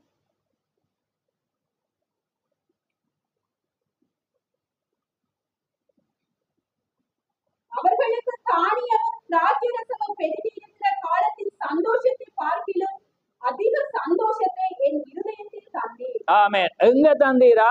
அந்த உள்ளான இருக்க ஆத்துமாவிலதான் தேவன் சமாதானம். அதான் சொல்லு, நான் உலகம் கொடுக்கிற சந்தோஷத்தை அல்ல, சமாதானத்தை அல்ல, என்னுடைய சமாதானத்தை சந்தோஷத்தை உங்களுக்கு தந்தேன். அப்ப அதுக்கு தீர்க்கதரிசி என்ன சொல்றேன்? அது ஆத்துமா. அப்ப எங்களோட ஆத்துமா ரட்சிக்கப்பட்ட எங்களுக்கு சமாதான சந்தோஷம். எனக்கு வியாதி வந்தாலும் நான் சந்தோஷமா இருக்கேன். ஏன்னா இந்த ஆத்துமா இழக்கப்படையில விளங்குது. ஆவிக்குரிய தேவன், நான் உலகத்துல எனக்கு குடும்ப வாழ்க்கையில சந்தோஷம் இல்லாட்டியும் எனக்கு ஆத்துமால சந்தோஷம். ஏன்னா நான் அழியாததை பெற போறேன். ஆமென். அப்ப அதுதான் அந்த வேதம் சொல்றது. புரியுதா? அப்ப அந்த இருதயத்துல அந்த ஓட்டையில தேவன் இருக்கிறாருன்றதுக்கு எத்தனை வேத சாட்சி. அப்ப பாருங்க, நிறைய எழுதி வந்தேன். அதே போலதான் மத்தேயு 13 அந்த உவமையிலையும் வருது, தன் இருதயத்துல. அப்ப அந்த ஆத்துமா மனிதன் இருந்தாதான் அவன் வார்த்தையை என்ன செய்வான்? புரிந்து கொண்டு உணர்ந்து கொண்டு அவன் என்ன செய்வானா? ஏற்றுக்கொள்வான். அப்ப பாருங்க, தீர்க்கதரிசி என்ன சொல்ற பாருங்க, ஆத்துமா இருதயத்தில் தான் வாழ்கிறது. எல்லாவற்றுக்கும் மேல தேவன் சொன்னது சரிதான், தேவன் சொன்னது சரிதான். ஒரு மனிதன் தன் இருதயத்தில் நினைப்பது போல என்று கூறினான். ஆமென். சில காலத்துக்கு முன்பாக இங்கு ஒரு முக்கியமான திருச்சபையை சேர்ந்த ஒரு பெண் வசித்து வந்தார். மேலும் இந்த சிறிய கதையை நான் உங்களுக்கு தருகிறேன். இந்த சிறிய கதையை நான் உங்களுக்கு தருகிறேன். அவளுடைய அனுபவத்தை நாங்கள் எப்பொழுதும் சந்தோஷித்தோம், சந்தேகித்தோம் என்று வேதம் அந்த எழுத்துக்குள்ள இருக்கிறது. அவள் சபையை சுற்றி வசித்து வந்தாள். அந்த சபையை சுற்றி தான் வசித்து வந்தாள். அவள் பியானோ வாசித்தாள் மற்றும் மிக நல்ல பெண். ஆதலால் அவளிடத்தில் அறிவு சார்ந்த விசுவாசம் இருந்தது. இந்த செய்திக்கு மேட்சிங்காக ஒரு உண்மையான சாட்சியத்துக்கு சொல்றேன்னா, நல்ல ஒரு பெண், பியானோ வாசிக்கிற பெண். ஆனா அவளுக்கு என்ன இருந்ததுண்டா, அறிவு சார்ந்த விசுவாசம் இருந்தது. பாருங்கள், அவள் தன்னை நியாயப்படுத்தி கொண்டுதான் சரியாக உள்ளாள் என்று கருதினாள். எப்பயுமே அவள் என்ன செய்வாண்டா, அந்த போதகர் சொல்லக்குள்ள அவள் தன்னை எப்பயுமே அவள் என்ன செய்வாளா, நியாயப்படுத்தி கொண்டுதான் அவள் இருப்பாளாம். அப்ப பாருங்க, அதுக்கு என்ன சொல்ல, இன்றைக்கு ஜனங்கள் அந்த மனநிலையில இருக்கிறாங்க. அங்கு தேவனோடு உண்மையான அனுபவம் கொண்ட ஒரு வயதான பையன் இருந்தான். அப்ப உண்மையான ஒரு வயதான ஒரு பையன் இருந்தானா, அவன் உண்மையான அனுபவம் கொண்ட ஒரு மனிதன். பாருங்க, அவர்கள் இருவரும் ஒருவர் நேசித்து பின்பு திருமணம் செய்து கொண்டனர். அவர்கள் அங்கிருந்து சென்று விட்டனர். அவள் தொடர்ந்து பியானோ வாசித்து கொண்டே இருந்தாள். கொஞ்ச நாட்கள் கழித்து அவனுடைய வேலைக்கு மாற்றம் வந்தது. ஆகையால் அவர்கள் வேறொரு பட்டணத்துக்கு செல்ல வேண்டியதாக இருந்தது. இந்த பட்டணத்தில் அவள் இந்த குறிப்பிட்ட சபையில் பியானோ வாசிப்பவளாக தொடர்ந்து அவள் என்ன செய்தாலாம் இருந்தால், அது ஒரு பெரிய பிரசித்தி பெற்ற ஸ்தாபன சபையாய் அந்த பட்டணத்தில் இருந்தது. அவள் நிரந்தரமாகவே பியானோ வாசிப்பவளாக இருந்தாள். அவர்கள் அங்கு பியானோ வாசித்து கொண்டிருந்தபோது அதே தேவாலயத்துல, இப்ப நான் வாசிச்சு சொல்லாம இதுல நான் சிலது விடலாம், நீங்க செய்தி இருந்தா நீங்க வாசிச்சு பாருங்க, சரியா? அப்ப அவள் என்ன செய்யறாள்னா, அவங்க சேர்ச்சில சில பெண்கள் என்ன செய்யறாங்கண்டா, வெளியில இருந்து துப்புராவிக்கு கொண்டிருக்கிறாங்க. ஸ்கர்ட், அவங்களோட பிள்ளைகளை அரகுற ஆடைகள் எல்லாமே போடக்குள்ள இவள் பார்த்துட்டு என்ன நினைக்கிறாள்டா, நானும் அந்த சபையை போறேனா, நானும் பியானோ வாசிக்கிறேன், நானும் தேவனுக்கு பயந்தவள். ஆனா இது ஒரு காரியம் அல்ல, ஏன்னா அவங்களும் சேர்ச்சிக்கு வராங்க, இதெல்லாம் செய்யறாங்கன்னோட இவள் என்ன செய்யற, இது பிழையாக இருக்காது என்று என்ன செய்யறாளாம், சிந்திக்கிறாளாம். அதுக்கு பிற்பாடு பார்க்கிற வேளையில திரும்ப சபையார் என்ன செய்யறாங்களாம், சபை முடிஞ்சோன்னு சிகரெட் பார்த்தக்குள்ள இவர் பார்க்கிறாளாம், தேவண்ட ஜனத்துக்கு வராங்க, காரியங்களை சிந்திக்கிறாங்க, என்ன செய்யறாங்க, வாசிக்க. இது பாருங்க, ஒரு தவறு நம்ம செய்யக்குள்ள அந்த தவறு என்ன செய்யறதுண்டா, அது தேவன் பார்க்க வேண்டும். தேவன் என்னத்தை பார்க்கிற, இருதயத்தை. அவங்களும் சபைக்கு வராங்க தானே, அப்ப அவங்க அதை செய்தா நானும் அந்த ஒப்புறத சொல்றேன். ஏன்னா அது என்னது, அறிவு சார்ந்த. ஏன்னா தேவன் சிலரை ஆசீர்வதிச்சிருப்பேன். அதுக்கு வேதம் தெரியும் தானே. நாங்க பார்த்தோம் உசியாடையும் ஏசாயா உசியாவும் பார்க்கக்குள்ள உசியாவை தேவன் என்ன செஞ்சிருந்து, ஆசீர்வதிச்சிருந்து. அவன் பேசுற எல்லாத்துக்கும் தேவன் என்ன செஞ்சிட்டு இருக்கு, செவி கொடுக்குற. இப்ப பாருங்க, பெரிய மகத்தான வேதத்திலே பெரிய ஒரு தீர்க்கதரிசி 66 புத்தகங்களை எழுதின இந்த ஏசாயா, அவனுக்கு கீழே என்ன செய்யறான், வளர்க்கப்படுறான். தீர்க்கதரிசி 2 செய்தி 2 3 எடுக்கிற என்னென்ன தலைங்க, செல்வாக்கு, அடுத்தது என்ன, வேறொருவரால் விளையும் பாதிப்பு. நம்ம இன்னொருவரை கவனிச்சு கொண்டிருக்கிறதால வர்ற வினை, இழந்து போற. நாங்க கவனிக்கக்கூடிய ஒருவர் யார் இருக்கிற, இயேசு கிறிஸ்து மாத்திரம். அந்த அடிச்சுவடு தான் எங்களுக்கு அவர் வைத்து போட்டிருக்க. அதுக்குதான் தேவன் வார்த்தையை வச்சிருக்கிறார். ஆனா உங்களை வளர்க்கிறவங்களை நீங்க பார்க்கணும், ஆனா அவங்களையும் நம்ப கூடாது. புரியுதா? அவங்க ஒருவேளை ஒன்றுல விழுந்துருவாங்க. புரியுதா உங்களுக்கு? இவன் உசியா இழந்து போனவன் அல்ல, தேவன் அவனை ஆசீர்வதிச்சுட்டு இந்த ஏசாயா அவனை பார்த்து வளர்றான். பார்த்து வளரக்குள்ள அவன் ஒன்றுல புல விடுறான். புரியுதா உங்களுக்கு? அந்த ஒன்றுல நானும் செய்யக்கூடாதுன்னு போகக்கூடாது. அங்கதான் நீங்க மனிதனை பார்க்க கூடாது. இல்லாட்டி மேகம் போன்ற எத்தனை திரளான சாட்சிகள் நம்மை சூழ்ந்திருக்க, பாவமான யாவையும் நாம புறம்பே தள்ளி நாம் நியமித்திருக்க ஓட்டத்துல பொறுமை இல்லாம ஓட கடவோம். அப்படியா இருக்கு, பொறுமையோடு ஓட கடவோம், அப்படித்தானே இருக்கு. அப்ப அதுவும் வருது. ஆனா நம்ம சிலத சில பேர் செய்யறத கவனிக்கணும். அவங்கள போல நான் இந்த சபையில செய்யணும்னு விரும்பணும். புரியுது அவங்களுக்கு? அவங்கள போல நான் இந்த சபைக்கு நான் நடக்கணும். அவங்க பாரு கடவுளுக்கு இப்படி நடக்கிறாங்க, இப்படி குடும்பமா வாராங்க, இப்படி அது பார்க்கணும். ஆனா எல்லாமே பார்க்க கூடாது. அதுக்குதான் இந்த நாம இப்ப சொல்ல காரியம். அதுதான் அறிவு சார்ந்ததும் இருதய சார்ந்ததும். இந்த ஏசாயா என்ன செய்யறான்டா, எல்லாம் பார்த்தோன்னா விழுந்தோனா அவன் என்ன சொல்ல, நான் அதமானேன் என்று என்ன சொல்றான், கத்துறான். நான் நம்பின எல்லாமே விழுந்து. பாருங்க, கடவுள் ஆசீர்வதிச்சிருக்கிறேன், எதை கேட்டாலும் யுத்தத்துல வெற்றி, எல்லாத்திலும் தேவனுக்குள்ள ஜனங்கள் மயங்குற. ஆனா தேவன் நாங்க பரிபூரணர் அல்ல. யாருமே பரிபூரணத்துக்கு கொடுக்கதான் தேவன் என்ன செய்யறார், எங்களை வழி நடத்த யார கைடா அனுப்பி இருக்கிறார், பரிசுத்தாவிய. அவர் தான் எங்களை வரும்போது சகல சத்தியத்திலும் வழி நடத்துவோம். இது எல்லாமே நீங்க செய்யணும். அது எங்க இருந்து வரும், பலிபீடத்தில். அதுக்காக தான் நான் பேசுறேன். எனக்குள்ளே உங்களுக்குள்ளே என்ன இருக்கும், அறிவு இருக்கும், இல்லாம இருக்காது. அதான் வேதம் என்ன சொல்லுது, ஒருவன் நான் எல்லாம் அறிஞ்சிருக்கிறேன் என்ற வேதம் என்ன சொல்லுது, அவ இன்னும் ஒன்றையும் அறியல.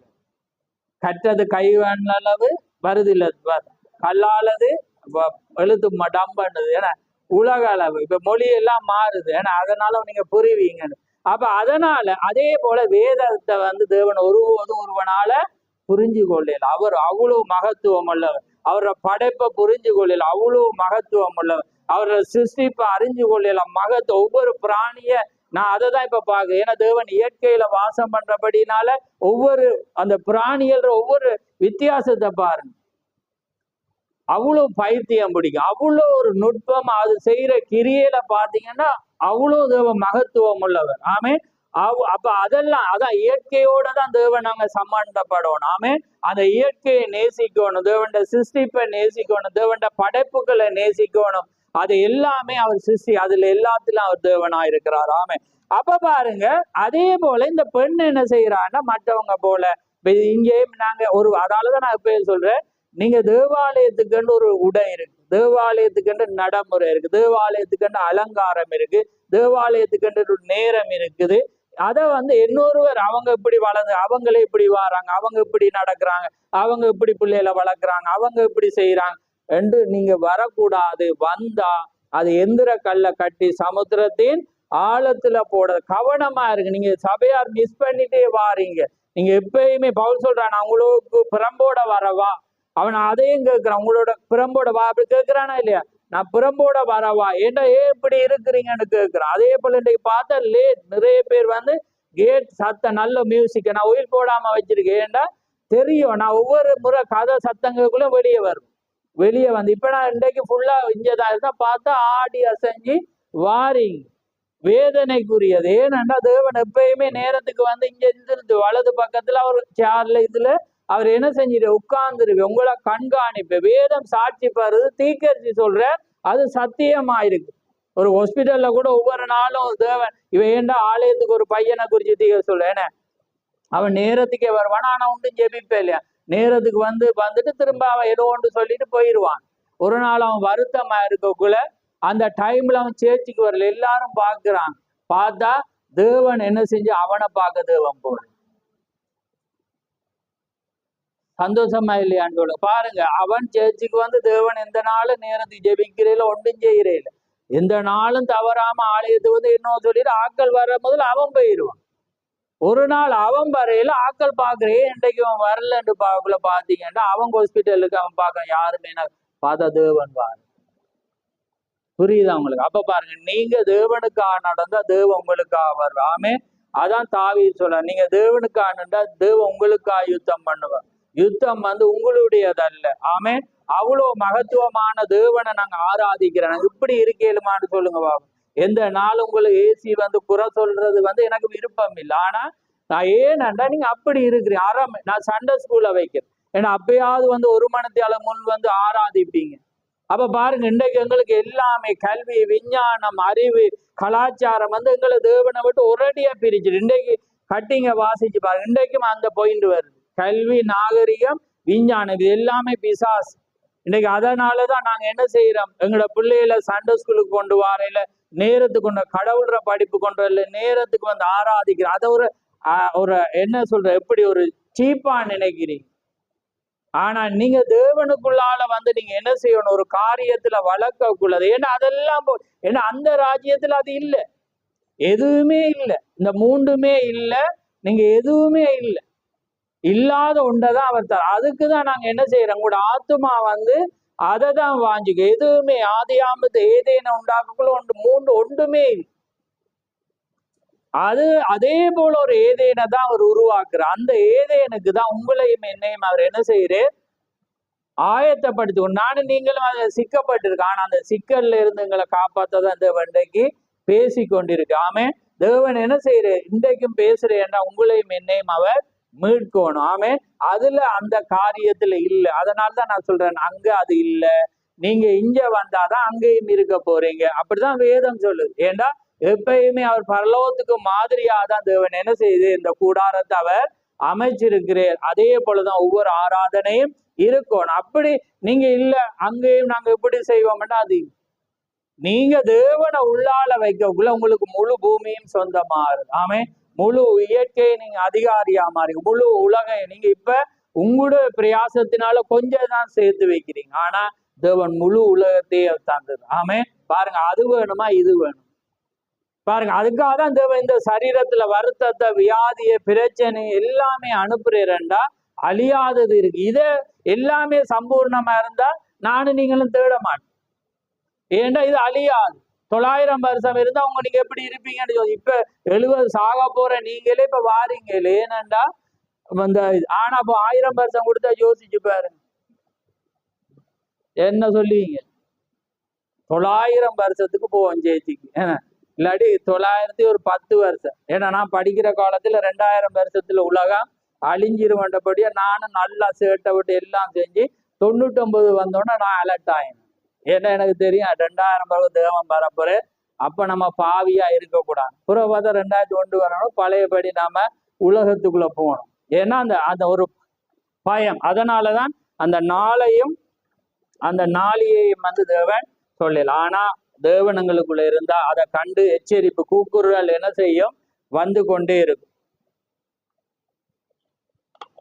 அப்ப பாருங்க, நீங்க யாரும் வந்து சாக்கு போக்கு சொல்லல. ஏன்னா நீங்க நித்திர கொள்ளுங்க, இப்படி இருங்க, எனக்கு பிரச்சனை இல்லை. ஆனா இங்க இருந்து பேசிச்சு சத்தம் என்று தேவன் என்ன செய்வேன், உங்களுக்கு எதிராக வந்து அவர் சாட்சிக்கு வரும். அதனாலதான் நான் அதை பயம் இல்லாம வெக்கம் இல்லாம நான் அதை பேசிட்டு போறதுக்கான இது சத்தியமாயிருக்கிறது. ஆமா, ஏனென்றா நாங்க இனி தட்டி கொடுக்கிற காலம் அல்ல, நாங்க தள்ளி விடுற காலமா இருக்கு. நீங்க தள்ளி விட்டுட்டு இன்னொருவனை தள்ளிட்டு நீங்க போற காலமா இருக்கு. ஆமே, அப்படித்தானே பலவந்தம் பண்ணப்படுகிறவர்கள் பல்லோ ராஜ்யத்துல பிரவேசிப்பேனா. பலவந்தம் வந்து இன்னொருவர் அல்ல, வேதம் என்ன சொல்லுது, நீங்க பஸ்ல இப்படி கடைசி பஸ் பூந்து ஏன்னா உங்களுக்கு எங்க அமர்த்தினாலும் பிரச்சனை என்ன செய்வீங்க, உள்ளால நீங்க போய் ஒரு கடைசி ஒத்த காலில் நிக்கிறனாலும் நிப்பீங்க. ஏன்னா அப்படி இருக்கிறீங்க, ஒத்த காலில் கூட நின்று ஒண்டை பிடிச்சிட்டு போவீங்க. அதை தான் பரலோகம் சொல்லுது, நீ 2 கையோட பரலோ ராஜ்யத்தை போவதை பார்க்கிலும் ஒரு கையுடையவனாய் பரலோகம் போவது நல்லது. ஏன்னா அங்க உனக்கு 2 புஷ்கண்டு வந்துடும். வேறொரு சரீரம் அந்த இந்த சரீரம் இல்ல, அங்க வந்து யாரும் வெட்ட முடியாத ஒரு சரீரம். ஆமே, யாரும் குத்த முடியாது, வியாதிப்படாத ஒரு சரீரத்தை அவர் என்ன செஞ்சிருக்கிறாங்க, வாக்கு. அதே போல ஒரு கால் ஒரு கண் இடர் இருந்த என்ன செய், தேவன் மூடண்டே சொல்லல, என்ன சொன்னிட்டே பிடுங்கிரு என்று சொல்ற. ஏனண்டா அதுதான் தேவன்றதுல சமரசம் இல்லை. ஆமே, தேவண்ட வார்த்தை புலண்டா புலதான். அங்க ஒரு இன்னைக்கு பாடி கோழி என்ன, கோழி குஞ்சின் கூட்டிலே கழுகு எப்பயுமே என்ன இல்லையா நிலைப்பதில்லை. ஏன்னா கோழியிட குஞ்சில், அதான் நான் அடிக்கடி சொல்றேன், நான் புலியான சபையில கழுகு இருக்காது. ஏன்னா அதுட சாப்பாடு வேற, இதுட சாப்பாடு வேறு. அதனாலதான் நான் எல்லாருக்கும் பிறருக்கு எந்த 1 வருஷமா கூட வீட்டை போவேன். ஏண்டா நான் சொல்றேன், ஏன்னா நியாயத்துக்கு நான் சொல்றேன் இப்படி இருக்குது வேதம். ஏனண்டா கோழியிட வீட்டுல கழுகு இருக்கலாம். ஏன்னா அது வந்து எப்படி நாங்க தமிழ்ல பார்த்தனாங்க, அது என்ன செய்யுமா, என்ன அந்த வசனம், என்ன அந்த வசனம், கழுகு என்ன செய்யுமா, அது என்ன எல்லாருக்கும் இறைய நல்ல வசனம். தமிழ் வேதாந்தத்தில் அப்படி, ஆனா ஆங்கில வேதாந்தத்துல பாருங்க, அது அடிக்கப்பட்டு, அது அடிச்சுதான் சாப்பிடும். பிணம் எங்கேயோ கழுகல். பிணத்துக்கு கழுகு வராது, அது மொழி நடப்புல அது பிணம் எங்கேயோ கழுகுண்டா செத்த பிணத்துக்கு கழுகு வராது. கழுகு வருமெண்டா அடிக்கப்பட்ட, திக சொல்றார் அடிக்கப்பட்ட அந்த, அதாவது அடிக்கப்பட்டதும் இல்லை, அதுதான் அடிச்சு ரத்தம் போடுறதா அது சாப்பிடாம, அதுதான் கழுகு. அதனாலதான் கழுகண்டா தன் வாயினால இறைய உட்கொள்றாதான் கழுகண்ட, தண்ட வாயால. அதுவும் போல கழுகுட குஞ்சுக்கு தாய் தண்ட அழகாலதான் அது ஊட்டி விடும். அதான் அழகினாலே ஆகாரத்தை உண்ணும் என்றது அர்த்தம் கழுகுக்கு வருது. அப்ப அதே போலதான் திகர் சொல்ல, தேவன் தண்ட வாயினால உங்களுக்கு வார்த்தையை ஊட்டி விடுகிறார். அதனாலதான் ஒரு செம்மறி ஆட்டுக்கு, ஒரு இதுக்கு புறாக்கு தேவன் வார்த்தையை சொல்லி கொடுக்க, அவங்களுக்கு சுயமா போயல, அவங்களுக்கு ஒரு வழி நடத்தல தேவன் அவர் வைத்திருக்கு. அப்ப பாருங்க, அப்ப அந்த காரியத்துலதான் தேவன் என்ன செய்யறா. அப்ப இவன் என்ன செய்யறா, இப்படியே காரியங்கள் எல்லாமே போய் போய் போய் அவ போத சொல்ற. ஆனா அவள் அறிவாவே இல்ல, அது பிரச்சனை இல்லை, அவங்க ஆசீர்வாதம் இப்படி இருக்கிறாங்க, அது இல்லைன்னு கடைசியா பாத்தீங்கன்னா அவைக்கு திகசுரே கீழ்ல ஒரு கட்டி வருகிறது. அதை ஆராய்ஞ்சு பார்த்தா கடைசி அது கேன்சரா வாடுறது. திகஸ் என்ன செய்யுது, அந்த காரியத்துல சொல்ற அந்த சாட்சி எப்படி அவள் அறிவுபூர்வமாக சிந்திச்சு. நான் பின் பாயிண்ட பார்க்கல, நீங்க போய் பாருங்க. அப்ப பாருங்க, அந்த காரியத்துல நான் நிறைய விட்டுட்டேன். திகசி வடிவ அறிவுக்கும் பிரிச்சு பிரிச்சு அவள் ஒவ்வொரு பாயிண்ட அவள் என்ன செய்யறா, மற்றவங்களை என்ன செய்யறாள்னா ஒப்பிட்டு பாக்குறாங்க. அவங்க இப்படி தேவண்ட ஆவி அவங்களோட இருக்கு, அவங்க சுகம் அளிக்கிறாங்க, அவங்க அப்படி செய்யறாங்கன்னு இன்னொருவரை பாக்குறான். அது அறிவு. ஆமே, அவங்களோட கத்தர் இருக்கலாம், ஆனா அந்த பாயிண்ட்ல அவங்க புள்ளையா இருக்கிறாங்க. நான் 90ல சரியா இருக்கலாம், 10ல புள்ளையா இருக்கு. அப்ப பிறரோட தேவன் இருக்கிறாருன்னு நீங்க மயங்கிறாங்க. ஆமே, அந்த 10 என்ன நரகத்துக்கும் கொண்டு போகும், அல்லது 1 கூட நரகத்துக்கு என்ன கொண்டு போகும், அதை பார்க்க அங்க பார்க்கணும் தேவன். ஆமே, அந்த 90 நல்லமா வார்த்தையோட பொருந்துதான், அதை போல நான் இருக்கணும்னு ஓடுங்க. ஆமே, அதே போல இங்க இருக்கிற சௌர சௌரியல்ல நல்லவங்க இருக்கிறாங்க, குடும்பமாக நன்மை செய்யறவங்க இருக்கிறாங்க, தேவனுக்குள்ளால பயந்தவங்க இருக்கிறாங்க, கடவுளுக்குள்ளாக அறிவு சொல்றவங்க, அவங்கள நாம பார்த்து போகணும். ஆனா எல்லாமே பார்த்து நாங்க என்ன செய்யக்கூடாமா, அதை நிறைய பேர் நீங்க செய்யறீங்க. ஆமே, ஆனா நீங்க என்ன செய்யறீங்க, அது செய்யறாங்க, அப்ப அது அப்படி இல்லையான்னு பார்க்க கூடாது. அதுக்குதான் தீகசி அருமையான அந்த ஸ்டோரிய, அந்த சபையினுடைய சாட்சி அவர் சொல்ற. அப்ப பாருங்க, அது இருதயமா இருக்கிறது. அப்ப பாருங்க, நிறைய காரியம் இருக்கான நாங்க ஒரு சிலதை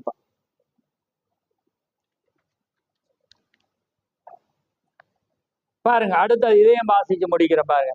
பரிசுத்த ஆவியானவர் மிக தெளிவாக கடைசி காலங்களில் ஜனங்கள் எப்படி இருப்பார்கள் என்று குறிப்பிட்டிருக்கிறார்.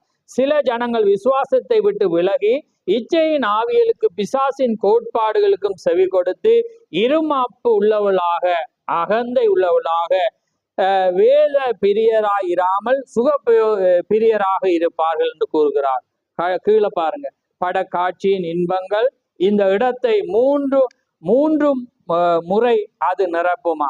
படக்காட்சியின் இன்பங்கள், அதாவது திகழ் சொல்ற என்ன, அந்த பவுல் சொல்ற இச்சையின் ஆவியலுக்கும் பிசாசின் கோட்பாடுகளுக்கு, கடைசியாக தெசலோனிக்கேல 1 தீமோத்தேயுல இருக்கேன என்ன, இச்சை உள்ளவர்களாக என்ன சுகபோகம வேதபத்தின் வேஷத்தை தரித்து அதன் பலனை மறுதலிப்பா, இவர்களை விட்டு விலகு என்றுதான் வேதம் சொல்லுது. அப்ப அதுக்கு திகழ் சொல்லு, படக்காட்சியின் இன்பங்கள் இந்த இடத்தை 3 முறை நிரப்பும்.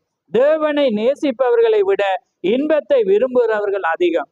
தேவனை காட்டிலும் சுகபோகமாய் பிரியராயும், சமாதானத்தை கெடுப்பவர்களாயும், பொய் சாட்சி சொல்லுவர்களாயும், நல்லவர்களை பழி செய்கிறவர்களாயும் இருப்பார்கள். ஓ, அது கம்யூனிசம் என்று சொல்லுவீர்கள். இல்லை, அது இல்லை, அது கிறிஸ்தவர்கள், விசுவாசிகள், தேவ பக்தி உள்ளவர்களாய் காட்டுகிறவர்கள் ஆலயத்துக்கு சென்று தங்களுடைய பெயர்களை அந்த புத்தகத்தில் செலுத்தி மற்றும் எல்லா வேத பக்தியின் வேஷத்தை தரித்து கொண்டு அதில் பலனை மறுதளிப்பவர்கள், அப்படிப்பட்டவர்களிடம் இருந்து விலகி வா என்று வேதம் சொல்கிறது. அது சரியா?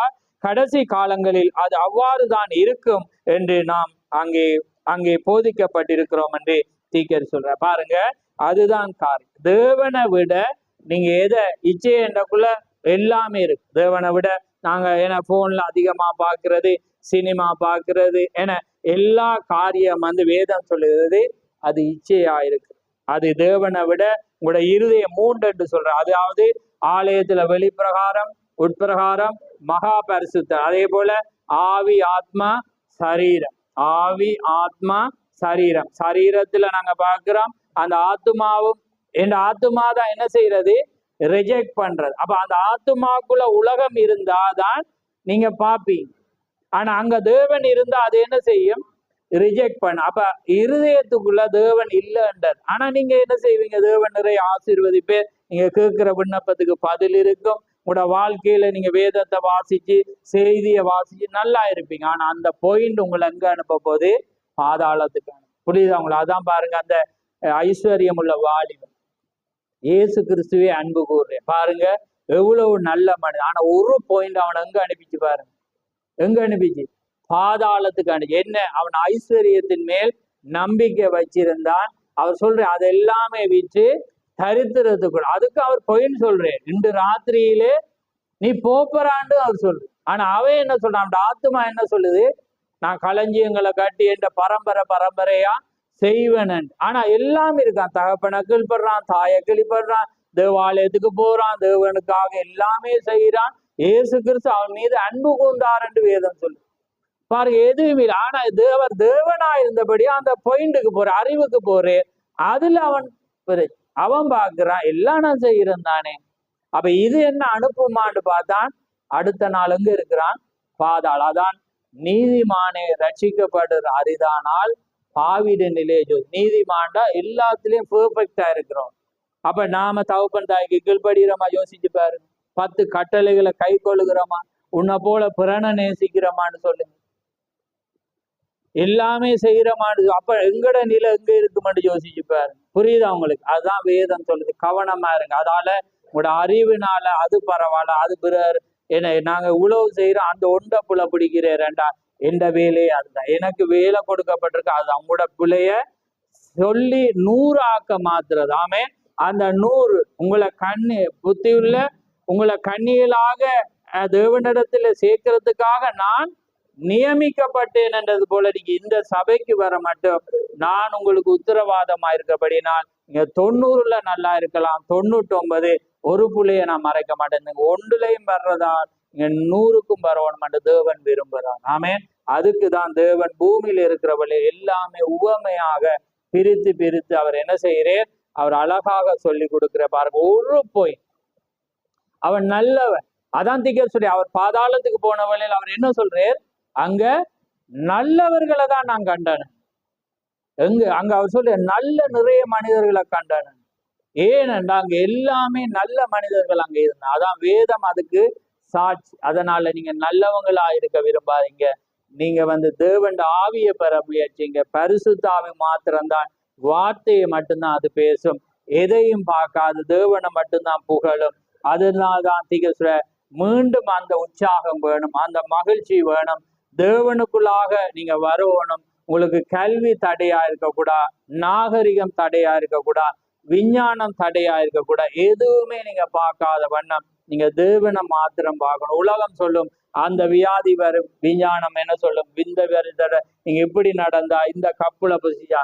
எங்களுக்கு எந்த விஞ்ஞானம் தேவை? எங்களுக்கு விஞ்ஞானம் இல்லாத உலகம். ஆமே, அவர் தேவனாயிருக்கு, எல்லாவற்றுக்கும் அவர் பெரியவராயிருக்கு. ஆமே, நாகரிகம் உலகம் சொல்லும் இந்த நவீன காலத்துல நீ இந்த உடுப்பா உடுத்த போறாண்டு, அது விஞ்ஞானம் சொல்லும் இல்ல நான் இப்படிதான் இருப்பேன். ஆமே, நான் இந்த உடையதான் உடுத்துவேன், நான் இப்படிதான் வாழுவேன்.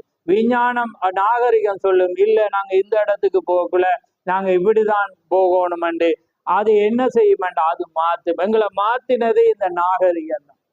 ஆனா தேவன் நாகரிகம் இல்லாத ஒரு உலகத்துல தேவன் கொண்டு வர்ற வேளையில் அதான் இஸ்ரவேல் ஜனங்கள் என்ன செஞ்சாங்க, எல்லாமே இல்லாத நாகரிகம் இல்லாத இடத்தை தெரிஞ்சு, அதான் இடம் விட்டு மாறி போகுதல் என்று எடுக்கிறேன். அதை வாசிச்சிருப்பீங்க. வேறொரு ஆள் விலையும் பாதியில் அந்த பாயிண்ட சொல்லு. அதாவது நாங்க ஒரு காலத்துல என்ன செய்வோமா, தேவன் ஒரு சாப்பாட்டை தரக்குள்ள எல்லா குடும்பமா உண்டாகி ஜெபிச்சு என ஆசீர்வதிச்சு சாப்பிடுவோமா.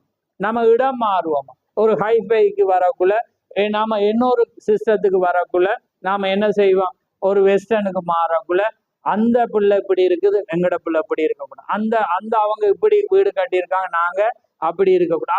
அப்படி என்ன செய்யுமா, அந்த இடம் மாற்றுதல் வேறாகி. அப்ப அதுக்கு பிறகு என்ன செய்யும், ஏழ்மையோட பழகிறத குறைச்சி நாம என்ன செய்வோம், உயர்வுக்கு போவோம். அப்ப இன்னொரு இடத்துக்கு போகல நாம என்ன செய்வோம், நாம இப்படி உடுப்பு போனா எங்களை பார்க்க மாட்டான். அப்ப என்ன செய்வோம், ஒரு ரிச்சான நாங்க ஒரு 2000க்கு உடுப்பு எடுத்திருப்போம்.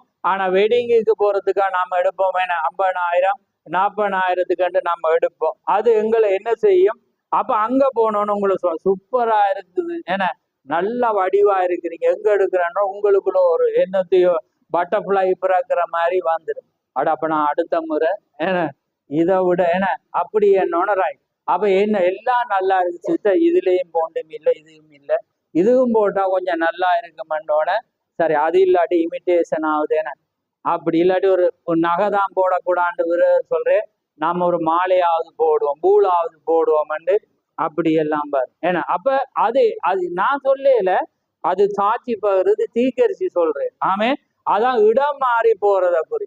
அப்ப அது என்ன செய்யுமெண்டா, அது எங்களை அறியாமலே வேதம் சொல்லுது அப்படியே மாத்தி மாத்தி மாத்தி மாத்தி அதுல போயிருந்தோட எங்களுக்கு நேரமே இல்லாம எடுத்து. அப்ப ஏழ்மையானது. ஆனா மோசே சொல்றான், அந்த வசனத்தை வாசிச்சு முடியுங்க, இல்லாட்டி தெரிஞ்சா சொல்லுங்க வாயால். பார்வோனுடைய மகனாக எண்ணப்படுவதை பார்க்கிலும் என்ன, அதுக்கு பிறகு இன்னொன்று இருக்கு மேல வசனம், அதை வாசிச்சு முடி. எங்க இருக்குன்னு தெரியுமா? ஆமேன் ஆமேன். எபிரேயர் 11 டக்குன்னு வாசிச்சு முடியுங்க, டைம் ஆயிடுச்சு.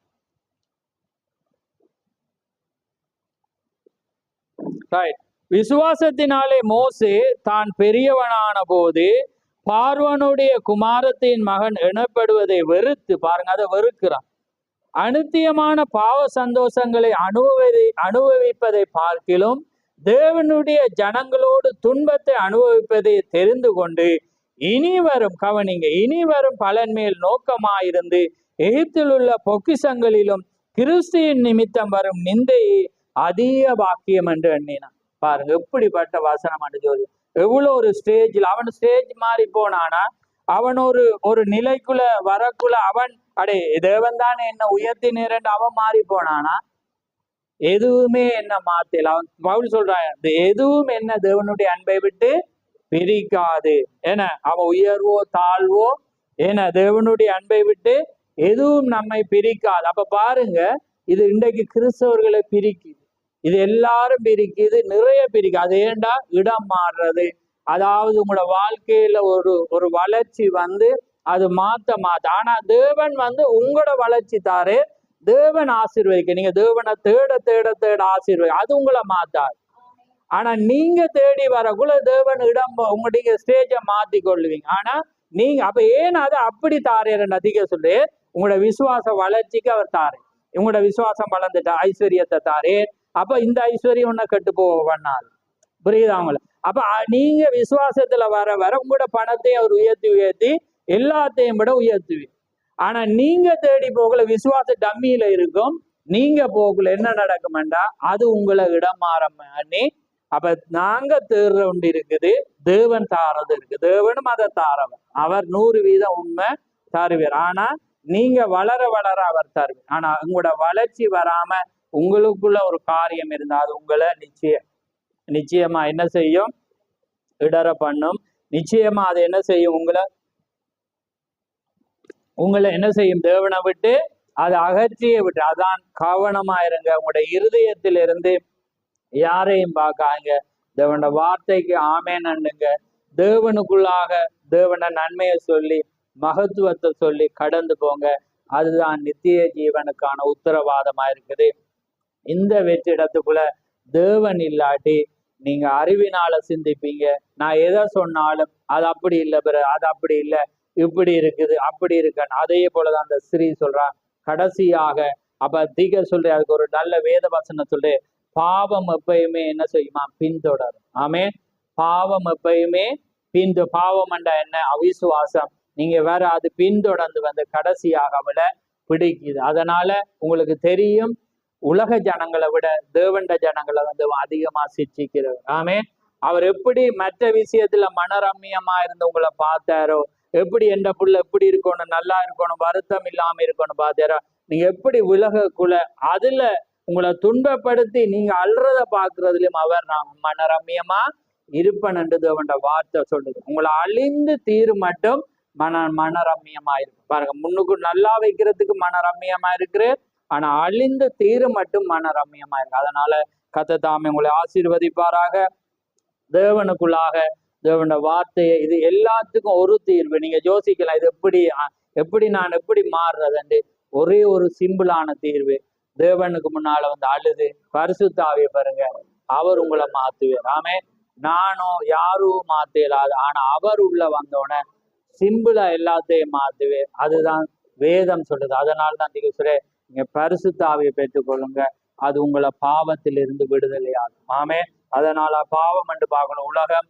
உலகத்தின் இச்சைகள், உலகத்தின் காரியங்கள், இதில் எல்லாம் ஐம்புலங்கள் மறிக்கத்தக்கதாக தேவன் உங்களுக்கு உதவி செய்வார். கர்த்தர் தாமே உங்களை ஆசீர்வதிப்பாராக. நாங்க யாவரும் எழுந்திருப்போம். நன்றி ஆண்டவரே, நன்றி கர்த்தாவே, உமக்கு ஸ்தோத்திரம் ஆண்டவரே. சர்வல்லவரே, கொடான கொடி ஸ்தோத்திரம் அப்பா. பிதாவே, உமக்கு ஸ்தோத்திரம் ஆண்டவரே. ஜீவன் உள்ளவரே, கொடான கொடி ஸ்தோத்திரம். நேற்றும் என்றும் மாறாதவரே, உமக்கு ஸ்தோத்திரம் ஆண்டவரே. ஹல்லேலூயா கர்த்தாவே, உமக்கு ஸ்தோத்திரம் ஸ்தோத்திரம் ஸ்தோத்திரம். மகா பரிசுத்தமுள்ள பிதாவே, இந்த மகிமையான நேரத்துக்காக உமக்கு ஸ்தோத்திரம். இந்த மகிமையான நேரத்திலே கர்த்தாவே, உம்முடைய நேரமாக நீர் பேசின ஒவ்வொரு வார்த்தைகளுக்காக கோடான கோடி ஸ்தோத்திரம். ஆம் கர்த்தாவே, மனுஷன் அப்பத்தினால் மாத்திரமல்ல, தேவனுடைய வாயிலிருந்து பிறப்புற ஒவ்வொரு வார்த்தையினாலும் பிழைப்பான் என்ற வண்ணமாக கர்த்தாவே, உம்முடைய வார்த்தையினாலே நாங்கள் பிழைக்கும்படியாக நீர் எங்கள் ஆத்துமாவோடு நீர் பேசின கிருபைக்காக உமக்கு ஸ்தோத்திரம். நிச்சயமாக உங்களுடைய ஆத்துமாவில் இருந்து ஆண்டவரே, நீர் எங்களை கவனிக்கிற தேவனாயிருக்கிறீர். அதனாலே நிச்சயமாக அந்த ஆத்துமாவில் இருந்து உம்மை துதிப்பேன் என்று தாவீது சொன்னது போல, என் முழு இருதயத்தோடும் என் முழு ஆத்துமாவோடும் என்று சொன்னது போல கர்த்தாவே, நாங்கள் வெளிப்புறமாக வாயினால் உம்மை மகிமைப்படுத்தாத வண்ணம் இருதயத்தின் ஆழத்திலிருந்து உண்மையாக உம்மை துதிக்க நீ செய்ய போற அந்த கிருபைக்காக உமக்கு ஸ்தோத்திரம். இந்த வேளை ஆசீர்வதியும், வந்த ஒவ்வொரு பிள்ளைகளை ஆசீர்வதியும். யாவரோடு உம்முடைய கிருபை கூட இருக்கட்டும். யாவை உம்முடைய கரத்திலே தாழ்த்தி இயேசு கிறிஸ்து நாமத்தில் கேட்கிறோம். ஆமேன் ஆமேன். என் ஆத்துமாவே கர்த்தரை ஸ்தோத்திரி, என் முழு உள்ளமே அவருடைய பஸ் நாமத்தை ஸ்தோத்திரி. என் ஆத்துமாவே கர்த்தரை ஸ்தோத்திரி, அவர் செய்த சகல உபகாரங்களையும் மறவாதே. ஆமேன் ஆமேன். கர்த்தர் தாமே உங்கள் ஒவ்வொருவரையும் ஆசீர்வதிப்பாராக. ஆமேன். Praise the lord. யாவரும் அமர்ந்து